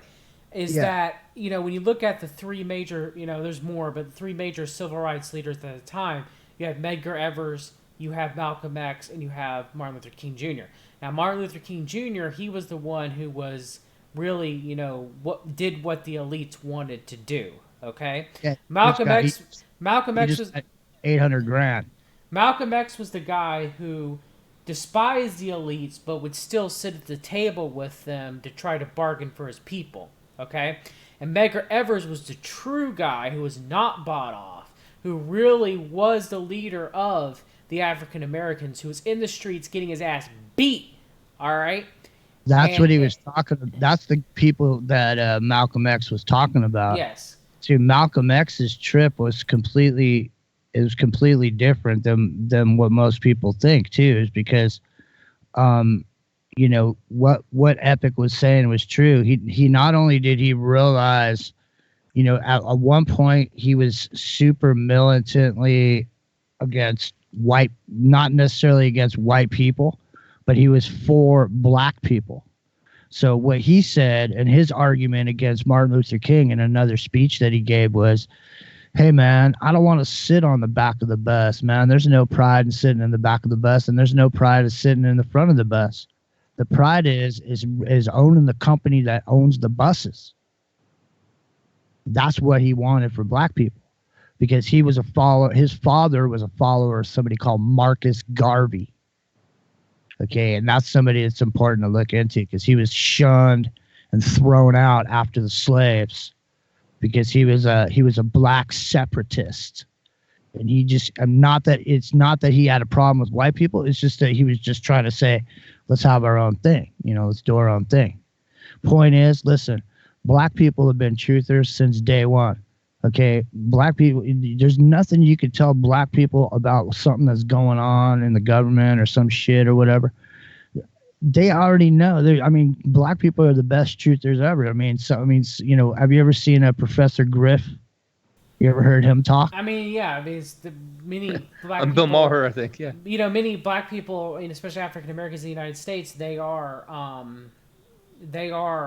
a lot of them loved Bill Cooper. They used to sell a lot of copies of Behold a Pale Horse out in New York City. And exactly like you're saying, Jimmy, is you got, again, Marcus, you talk about Marcus Garvey. He would say what you want to say about him. I think he was not bought off.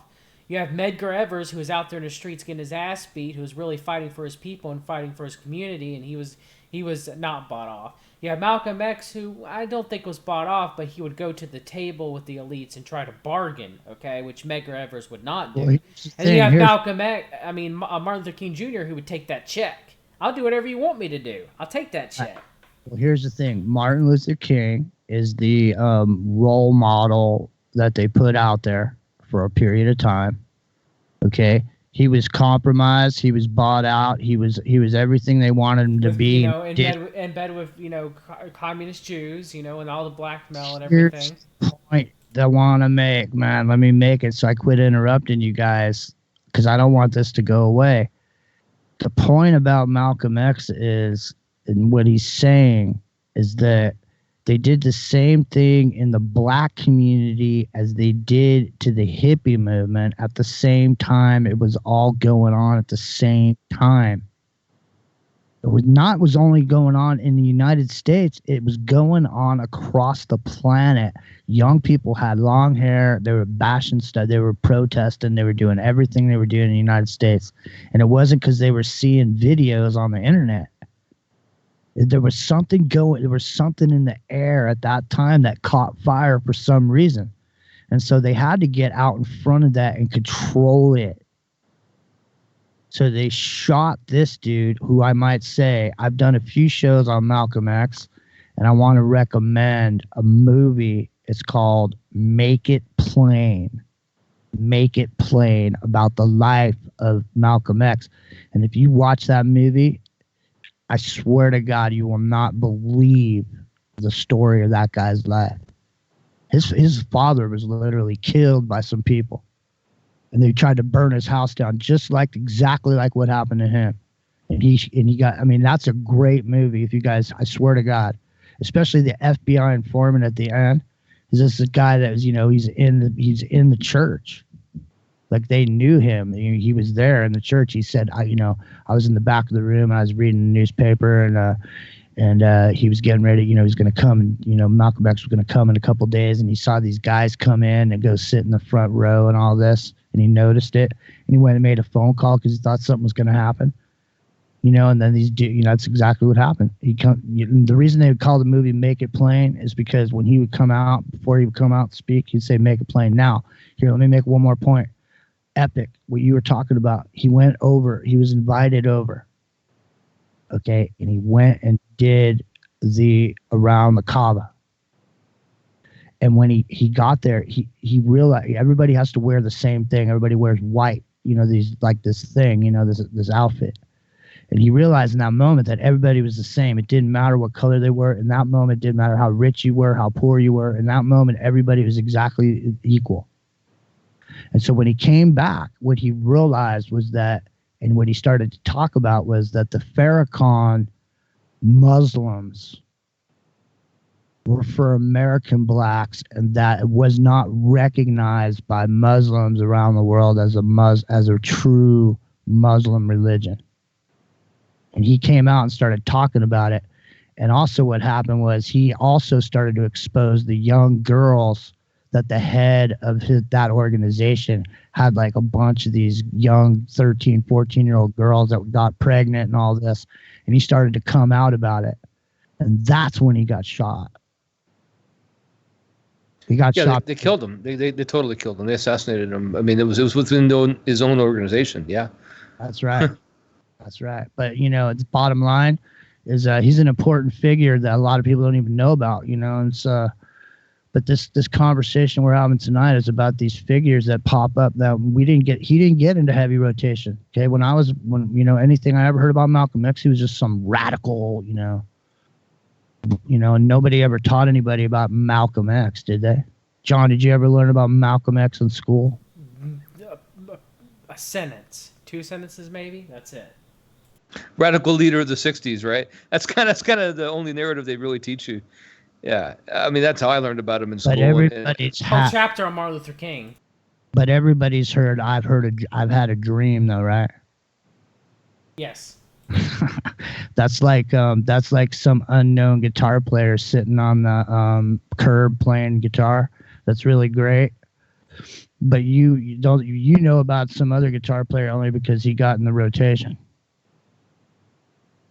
He's no better than the guy sitting on the curb. He's just the guy that got in rotation, and that's exactly what they do. Is they hone in on some organic thing that's taken off.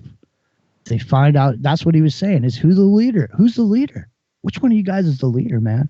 He goes, you guys got to stop this. And he goes, well, I can't stop it. Why? Because I didn't start it.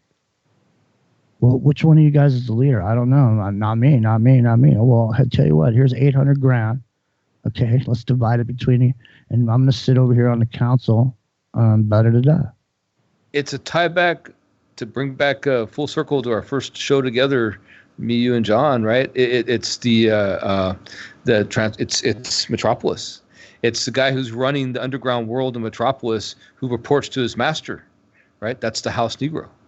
That's exactly what it is. Right? He's the one who reports back and keeps everything, makes sure it all keeps going smooth, that no revolution really happens, because he's still being treated well while the people who do the work, right, and are unaware of the world above, right? Yeah, I mean, yeah. It's this hierarchy and pyramidal structure of middle managers jockeying for position, dude. You know what I'm saying? Everybody thinks they're rich and everybody's got a position or whatever. Everybody's renting their lifestyle. Because it's relative, yeah. You know what I mean? Everybody thinks they're in a position. You know what I mean? Everybody's playing their own role in their own life. The world is a stage. Everybody wakes up and plays that role, man. You put on your costume in the morning, you go out, you run around, you do your thing. You know, you come home. You know, with the end. But some homes are better than others. That's right. But the thing is, the bottom line is it's all the same. It's all a story. It's all somebody's story unless it's happening to you. And that's really the only way you can really be sure of any of this shit is if you saw it with your own two eyes, right, John? I mean, because a lot what we're seeing here is anything that ends up on camera, on rotation in the media at all. Oh, yeah. Everything is put out there by somebody. It doesn't just, there's not some random guy just sitting around going, hey, this is an interesting story, Bob. Why don't we put this one on? Yeah, no, I mean, you're exactly right. It's all programmed for us to see, isn't it? It's all programmed us for us to see, isn't it, Jimmy?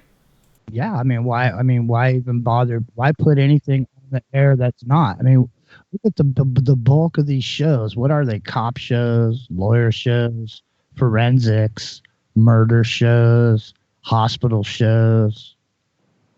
You know, drama and mystery, right? To keep your mind engaged from thinking. Those same tools you should be using to figure out what's really going on in the world, using to solve the mystery or the suspense of the drama you see unfold in front of you in media, instead of using it in real world. But why bother doing anything when you can just sit back and have it pumped right into your head? Because that's what people do is they sit there, and that's what these role models are. These archetypes show up in anything. Look at Gilligan's Island.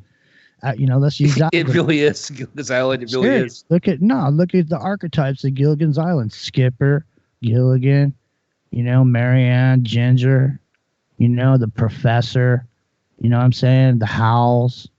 There's a bunch of archetypes right there. You can sit there and dissect that in and of itself as archetypes that we see in every day. You know, there's a Gilligan at work, man. The silly, you know, dude that, you know, gets in all... The fool from tarot, yeah. Exactly. It's too much, John. But, you know, hey, the Chicago 8 is where we started. And we got 9 thumbs ups so far. And the 9 is a good number, John. Killed it tonight, Jimmy and Epic. You know, we talked about the Chicago 8, we talked about their connections and them switching parties and being actors and putting on theater out in the streets for the masses and holding city hostages and how that may occur now in the 2020 election. And like you've always said, Jimmy, Trump being Nixon. And, you know, that's where we're all today. We see a lot of parallels between that, do we not? Yeah, and let's predict the future, though. So we see the script, okay? We've all read this script, okay? We've read it. We know what's going to happen next, right? What's next? War. Why? Because Trump's going to be the war president. It's going to be anti-war, and the woman in shining armor will emerge from the Democrats as the anti-war. I'm sure by then the economy will be bad. Yep. Because they're going to pull the rug out. All the liberals with a bunch of money in the market are all going to drink it out all at once and drop Trump right on his head. So make sure. I mean, I still got my precious metals, man. I hung on to it even though it just hung there. You know, Bitcoins, people were getting rich. I got mangoes. Hold on to your if you're storing liquor or cigarettes. I actually think probably storing cigarettes would be worth more in the long run than gold, maybe. But yeah, I mean, it is a coming. You know, either, you know, I think it's more than likely that Trump will win in 2020, and then, like you said, war and economic collapse will happen, which will usher in socialism to save us in 2024. Maybe Michelle Obama. But it could come as soon as 2020. I don't know. But that's where we're at. Let me just say this, John. Listen. We've got Neuralink coming in. We've got all this stuff coming in. Some changes are going to have to be made. And, you know, there's a couple ways you can do it. You can do it incrementally as years go by, or you can just pull the scab off all at once, you know, pull the Band-Aid off right now. Just rip the Band-Aid off. And so, there's potential for that Band-Aid to be ripped off in an extreme way so that when you come back and you rebuild it again from scratch, you're coming at it from a certain way. Now, in the future, there's going to be nobody is going to be working doing this stuff, man, that we do. All the stuff that we do as human beings for work, for money, that's all going to go away. There's not going to be no jobs for anybody. There ain't going to not be paper routes. There's not going to be jobs down at McDonald's. There's not going to be no Starbucks. I mean, really, do you need an attorney when you got an AI attorney? I would say not, since he's got access to every precedent of every case that ever happened in the history of time and, in a millisecond.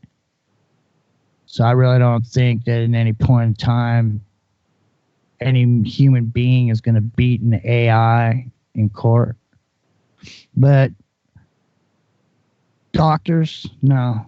Robotics, arms, doing operations. I mean, in the future, telehealth, man. You ain't even going to go to the doctor. You're not even going to leave your house. You're going to show up on the camera right there and say, put your, touch your finger to the, screen or whatever, and they'll be able to get your pulse and get your temperature. And then nanobots will heal you up, and all made by the good folks down at HARPA. Yeah, well, I mean, it's the bottom line is that service industry jobs are going to go away. A lot of things are going to go away, and that is the foundation of a consumer-based economy. And so there's going to have to be some monies coming into people, some income that people don't like to talk about, man, conservative people especially. They hate to hear anything about people getting some money for doing nothing. But you know what, man? It's coming. And just get used to it, because that's the way it's going to be. Unless listen, the average age of a construction worker in the United States of America is 45 years old. They want to do $7 trillion worth of infrastructure. $7 trillion worth. They need a bunch of people coming across that border that can work, which will going be all to 5 and 6G, ain't it, Jimmy? Well, they want people that can work, that can pay into the system, because there's a Ponzi scheme going on. And unless somebody starts paying into it pretty soon, people like me aren't going to get anything. And I've been paying into it my whole life. The whole thing's a Ponzi scheme. And at some point, man, musical chairs, dude, and time's up. And that's what's up. Time's up, coming soon. Time's up. And then from then on, it's going to have to be a new world. And the new world coming in ain't going to look the same as the one that happened before, right, Epic? Yeah, those people coming across the border, and it doesn't have to be the southern border, it's any border, to do the jobs that supposedly Americans don't want to do. It's because we're all too old to do them, to have the skills to be construction workers. You don't have enough robots yet to build the roads and build the bridges and do all these things. So we have to bring all these people in, right? You have to give them some kind of green card worker pass to come here. And how do you track those people? Oh, well, we need 5G, we need 6G, we need a way to track all these people we let across the border. They're here, we're paying them as contractors, they can work for us, right? We need to make sure they're not doing things they're not supposed to be doing, so we'll track them. And we can use a social karma system, similar to what they have in China, to make sure that they've earned their citizenship, that they're not being bad citizens. It all makes sense. It all comes into play. It's all a big scheme. It's more than a Ponzi scheme. It's just an overall overarching scheme. I'll tell you this, man. They have a thing in China called WeChat, which is their... Yeah, it's horrible. Yeah, it may be horrible, but it's their version of Facebook. It's the one that's allowed. And in that, there's money in there. You have money, and people run around paying for everything with their WeChat money. But guess what? The government has access to your WeChat money. So when you bust across the street, if you jaywalk, it facial recognitions you and then deducts the money right straight out of your WeChat, and then throws your face up on a board of shame of people who broke the law. So I mean, that's the future that's coming. And you know what? If you don't have the credentials, the doors don't open. I've been in the business of installing technology for a long time. And let me tell you something, I've installed a lot of really high-tech stuff. And there's technology out there that keeps, just basic that you see around a big corporation in case you don't work there. You want to come in. It doesn't matter what you think or your privacy, John, Epic. If you want to go to work today, you better pony up with your fingerprint and your facial and your eyeball. And if they ask you for your DNA or whatever and your blood, if you want to keep your job, you better pony up, homie. Because it doesn't matter if you don't want to do it, because there's 50 other guys that want to get paid that money to do it. So they're all coming across the border when that construction job ends. Yeah, kind of, but I'm just talking high tech. No, I'm just making the analogy too that there's more competition too. So you're going to be bamboozled into feeling that you're being threatened by all these other people coming in, even though there's not really that many. Maybe because to keep my job, I better do this. What people don't realize is that the smart meter network was a covert ad hoc network that was installed across the plane. So everyone that's added to it increases the footprint of the network, and each one is powered by it in and of itself. So it's always powered, it's always on, so it's always blasting signal. So you have these covert networks running these wireless networks, Epic everywhere, and then coupled with the LED lighting, coupled with all this different stuff. I mean, you go to a corporation, when you slide your hand across the door, or you present your ID badge, the door will go whoosh and open up for you, unlock. Okay, in the future, when you go down to the mall, okay, it'll go down where there's products that you can actually grab and put in your hand. When you go to the mall, you walk up to the door, and when your face goes there, it won't go whoosh.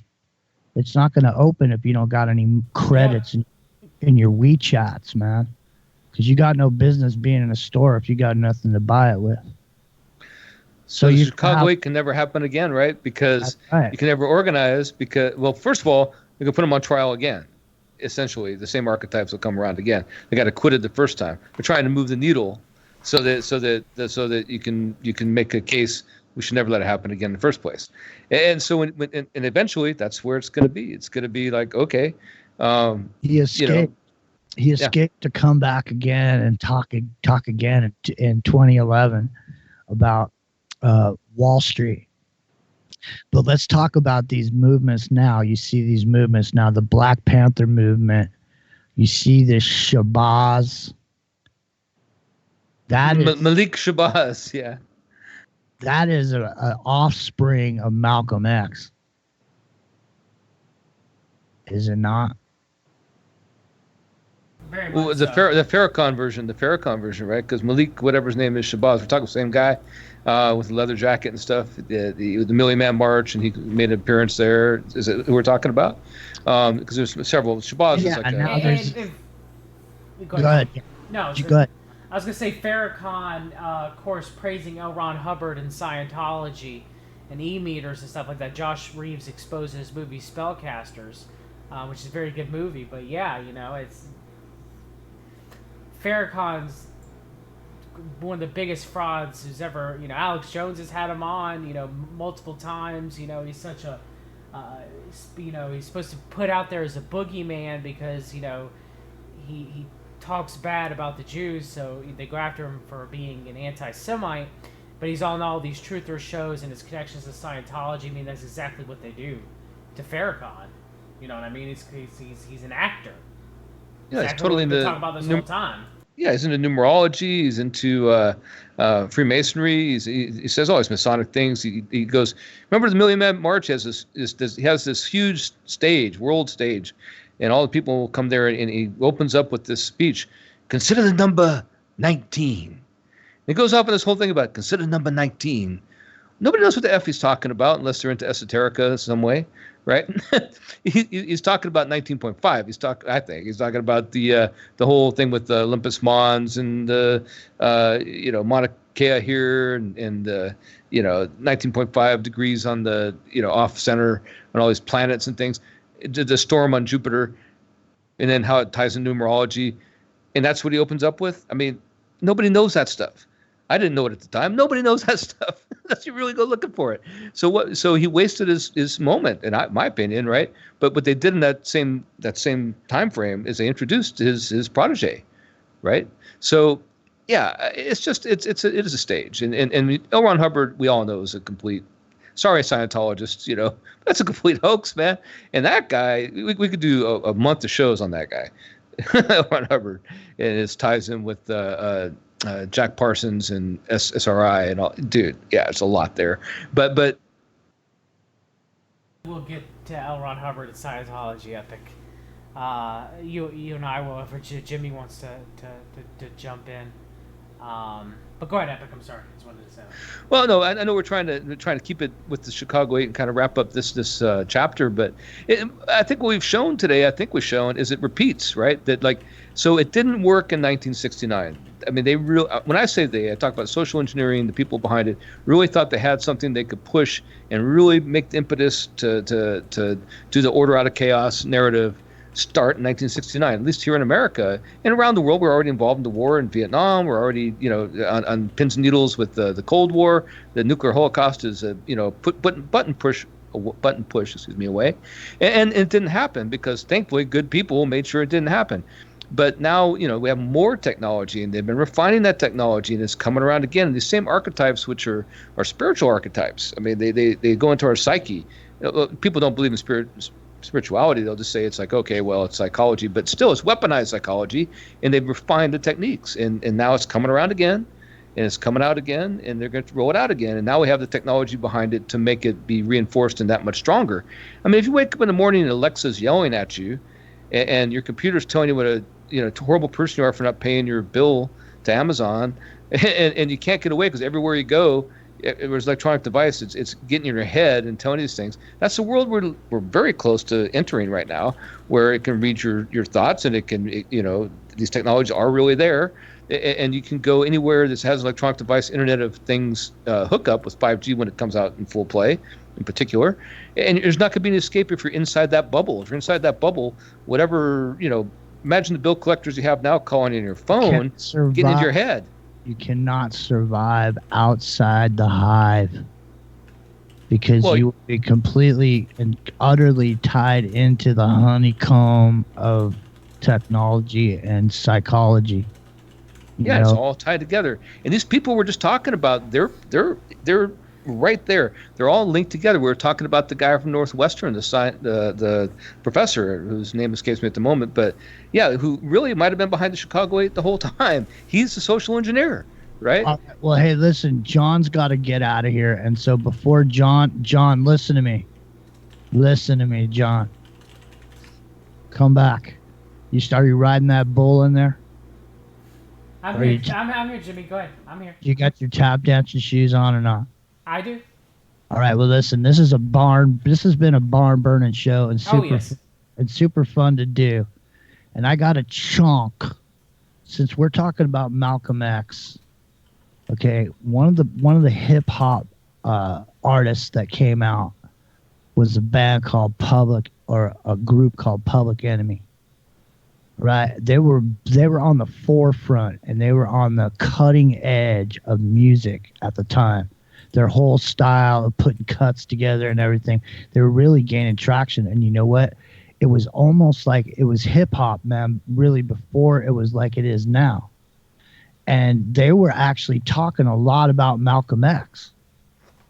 They were trying to educate the public and, the black culture, bring back Malcolm X. And it's funny what happened to him. So in the context of that, the last 8 minutes of this show, last 7 minutes and 58 seconds, it's going to be Professor Griff on what happened to him, what they did to Public Enemy, and how they destroyed another organic movement that started to take place. And I think it's pretty powerful. Here it comes. After the second album came out, and you made some comments about Jews, said that Jews are responsible for the majority of the wickedness in the world. That's it? Was that part correct? And there was some other stuff that was a lot longer than that. It was a conversation I had. So yeah, I could probably put it into context for me. In what context? Like the conversation we were having? Yeah. You have time for that? Sure. I could talk about it. Go for it. Huh? Go for it. If you are the one of the main integral parts of Public Enemy that actually did the interviews, and there was a research department in the Nation of Islam that was distributing a manuscript, really a manuscript on a book that later came out called The Secret Relationship Between Blacks and Jews. And at that time, there was discussions going on in the group, along with people that was associated with the group. And we was running down who owns the music industry and who owns the production companies and this, that, and the other.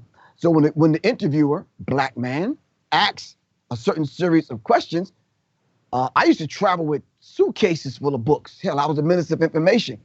So I came with 20, 30 books, and we was just kind of going over some of the information in the books. I think I had Henry Ford's book, The International Jew, The Octopus. I can't remember all of the books that I had, but we had that discussion about who controls the entertainment industry. So out of that conversation, which was an hour and 10 minutes long, someone pulled that out and put it in the forefront. You understand what I'm saying? Right. So if you're talking about world wars, then who was responsible? If you're talking about who financed Hitler, who was responsible? If you're talking about the Civil War and you're talking about black people being brought over from Africa to America in the hulls of ships, who owned the insurance companies? Who owned the ships? And that's the kind of discussion we were having. Okay. You understand what I'm saying? Yeah. David Mills made it seem like it was a Jewish conversation. So yeah. But it was a bigger story involved in it. Oh, it was a lot larger than that. Yeah. But that part comes out and there's an instant backlash over it. Mm. What started to happen within the group when that backlash started? I think it was discussions about it, but we looked at it like, okay, our 2-year run is up. We shook shit up. What the fuck, man? It wasn't like people thought it was because we didn't really have interaction like that with white people. So it didn't mean anything. It was like, okay. It wasn't until that information was sent to the Village Voice in New York, then it exploded. And then now those Jewish groups, ADL and other people, put pressure on Def Jam to figure out how you're going to handle Public Enemy. Then Public Enemy had to figure out how do you handle Griff. And I'm like, what is it to handle? Now 2-year reign is up.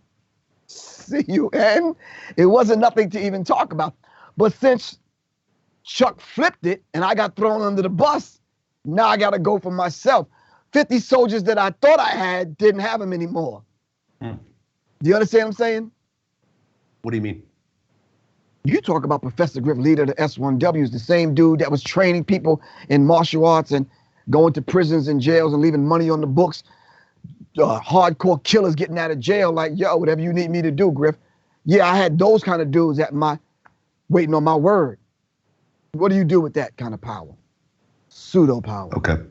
And now you got the dudes in the group throwing you under the bus? Yeah. If I was kind of reckless with my mouth at that time, yeah, there'd have been some funerals happening, bro. For real. But no, I pulled back. And as I was pulling back, thinking that the group was going to be over anyway after 2 years, I find out that I was the one getting kicked out of the group. Now, I'd heard that Chuck D didn't want you out of the group. Is that true? No, he didn't. Yeah. That's true. He didn't. So the other people wanted you out of the group? It was them other fucking flunkies. The Hank Shockley's and the Bill Stephanies and the punk ass Russell Simmons and the rest of them. And by the way, if you're taking up opposition to what I'm saying, call me. My number is 678-557-2919. Them motherfuckers can get it for real. How did Leor Cohen, who's Jewish himself, how did he react to it? Yo, Bill Adler, Leor Cohen, Ron Scola, Moskowitz, Kara Lewis, all the Jews that I was working with at that time We had mature adult discussions. It wasn't this childish shit like, give me my ball, I'm going home. Nobody's going to play kickball. Because the information that I gave in the interview wasn't from Griff. It was from Jewish scholars. I didn't write it. So it's like, wow, okay. So if Chuck D wanted you in the group and Chuck D was the leader of the group, why weren't you still in the group? I'm going to be honest with you. I'm going to take the high road and humble myself. That's something Chuck got to search his heart about. You talk about a man that I came up with since 4 years old. That brother know my heart. Like these two gentlemen I'm sitting in front of. I ain't no fucking ruthless, violent dude like that. I came in this motherfucker telling jokes. You understand what I'm saying? That's my natural character. When I read the contract, I clicked on my Professor Griff shit like I'm supposed to. You understand what I'm saying? Yeah. And then now I'm doing an interview being very transparent. So, but he has to search his heart. You understand what I'm saying? If those people on the other side of Public Enemy, not the ones truly out in the street doing the work saving lives, but on the other side of Public Enemy, didn't have the same idea of the ultimate mission and goal of Public Enemy, didn't share the vision, then that's a discussion we needed to have. But to throw me under the bus, thinking that was going to be all right, no, that wasn't going to be all fucking right. Hell nah. Everyone from fucking Spike Lee to the rest of them, no, that shit ain't going to be all right. What was Flavor Flav's take during this time? He was like, fuck Griff. We ain't need the motherfucker anyway. Because the two of you, that was his attitude. The two of you never really got along anyways, I guess, right? Never really got along because I'm not smoking drugs with you. I'm not drinking with you. I'm not bagging chicks with you. I'm not, nah. Yeah. So I guess there was a press conference where they announced that Professor Griff is now no longer in the group. Yeah. Ain't that a bitch? A press conference without me there. Right. Let me tell you. All right, that's Professor Griff right, on Jimmy, getting kicked out, John. That was a great clip. That's what happens to you. And what he's talking about is interesting because let me tell you something. It appears that there were a whole bunch of characters in play around Public Enemy, even though Public Enemy was having an effect on the black community. But I see that this is an exact moment in time when everything shifted away from this being the popular word, as far as popular culture goes, Public Enemy being the hottest thing on the air, on radio stations, to it switching to Bitches and Hoes and Dr. Dre and the whole Compton cocaine, freeway, Ricky Ross and all that, man. I mean, it changed, but they used the Jewish angle to get rid of Griff. What do you think about that before we take off, you guys? I agree. That was an enlightening clip. That's all I got to say about that. What about you, Epic? Well, they're just another boy band, right? that's how it is. They fulfilled their contract and they didn't like what they were doing anymore. They wanted to go another direction and they went ahead and got rid of them. Yeah, I mean it's easy to do. And that's when the social engineering changed into the prison culture, where you got every single person in America wearing baggy draws and dragging their feet, wearing slippers. You know what I'm saying? Yeah, right. How are they different from New Kids on the Block and or Seacrest or somebody or what is his name? I mean, they're not. It's just maybe a little. Yeah, go ahead. It's just that the people behind what he's talking about, what he said, the other side of Public Enemy, that's the inner circle that we're talking about. The people who promote it, right? They're the ones that are putting out the pop culture that gets assimilated. Rick Rubin, Russell Simmons. Exactly, Mundo. I did laugh with the Russell Simmons comment. Yeah, I did too. Yes, Russell Simmons. And they all wear the dress too. That is, You can go back and there's video of Tupac on the set of Making of California Love one day when Dre didn't show up and he starts making jokes about all these bisexual dudes could go home and all this. So, I mean, it's funny, but, a lot of these hip hop artists that everybody thinks is so, I'm not pointing any fingers, but a lot of these dudes that everybody thinks so hardcore gangbanger are really not as hardcore and as gangbanger maybe, but not in the way that They wear everybody's they wear the dress, Jimmy. gangbanger. But I will say this, Jimmy. Think about that. Looking up John, Professor. are you a gangbanger? Yeah, look at, no, I'm not. But looking at Professor Griff, his comment was, "There's no place for gays. When God destroyed Sodom and Gomorrah, it was for that sort of behavior, and that's what got him in trouble because Professor Griff, he won't give in no craps. He told the truth as he saw it, and he wasn't going to wear the dress. But all right, Jimmy, tell the fine audience where they can find you and Epic on Tomorrow, yeah, Revolution Radio. Yeah, tomorrow night we're going to be on YouTube, Into the Microcosm with WITH Jimmy Jean. My other channel's canceled, so make sure you put the with in there, or else you won't find it. We'll be over there at 10:30, and we're going to be running for 2.5 hours straight over there. We're also going to be on Revolution Radio starting at 11 p.m., but you won't hear what you're going to hear in the first 30 minutes over at YouTube. So if you want to come on, check it out. We got 2 great movies we're going to be doing tomorrow night. And John, actually, you know what? Let me give everybody a little teaser. Yes, go ahead. Before we go, I think I sent you the audio on this. Let me go find it real quick while we're doing that. Epic, I know you've been doing tomorrow night. We got 2 great. It's going to be another double feature Friday night. And we are ready to burn down the mission, John. I'm telling you right now. Hold on. I got to scroll like I've never... John, I'm scrolling like I've never scrolled before. The sacred scrolls. All right, here's a little something called Honky Paradise. All right, but tomorrow night we're getting into 2 movies. One is the Omega Man, starring Charlton Heston, and then also we got a special movie that I'm not going to reveal. Though it's going to be in hour number 2. But here is the beginning of tomorrow night's show. This is the lead in to the Omega Man. And tomorrow night, Revolution Radio, 11 p.m. Pacific, 2 a.m. and Eastern. And I hope to see you guys there. Super stoked. Thanks for having us, John. And so I'll let we'll go out with this. Here we go. In a world gone mad, our fellow countrymen are dying. In the city of Los Angeles, hospitals have begun to crack under the strain. In the aftermath of biological Armageddon, now the question is survival. A ruthless band of outlaws rules the night. But one man rules the day. The Omega Man. He's a man clinging to the life he once led. You are the refuse of the past. You're full of crap. A man hell-bent on eliminating the creatures that stalk him. We were chosen for just this work. You barbarians. A man who thinks he's the last person on Earth. There's never a cop around when you need one.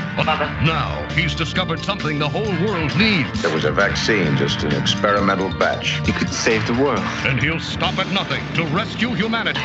The Omega Man. He's not the last man on Earth, but he's mankind's last hope. Another day, another dollar.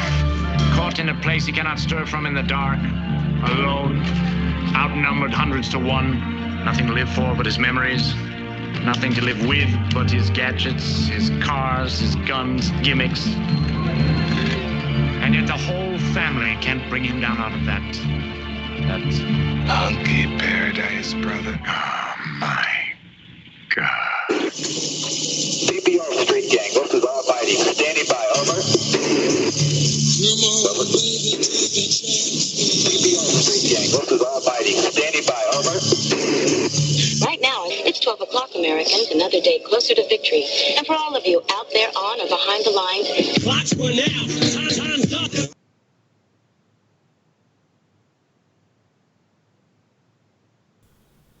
All right, Jimmy and Epic. Thank you guys for coming on. You're always welcome. Take care, brothers. Have a good evening. Yeah, good night, John. All right. That's it for this evening. Hope you guys enjoyed this episode. I really did. Thanks to Jimmy and Epic, 2 hard pipe-hitting brothers from the street who are always welcome. Good friends of the show. Till next time, always read the documents. Good night, everyone.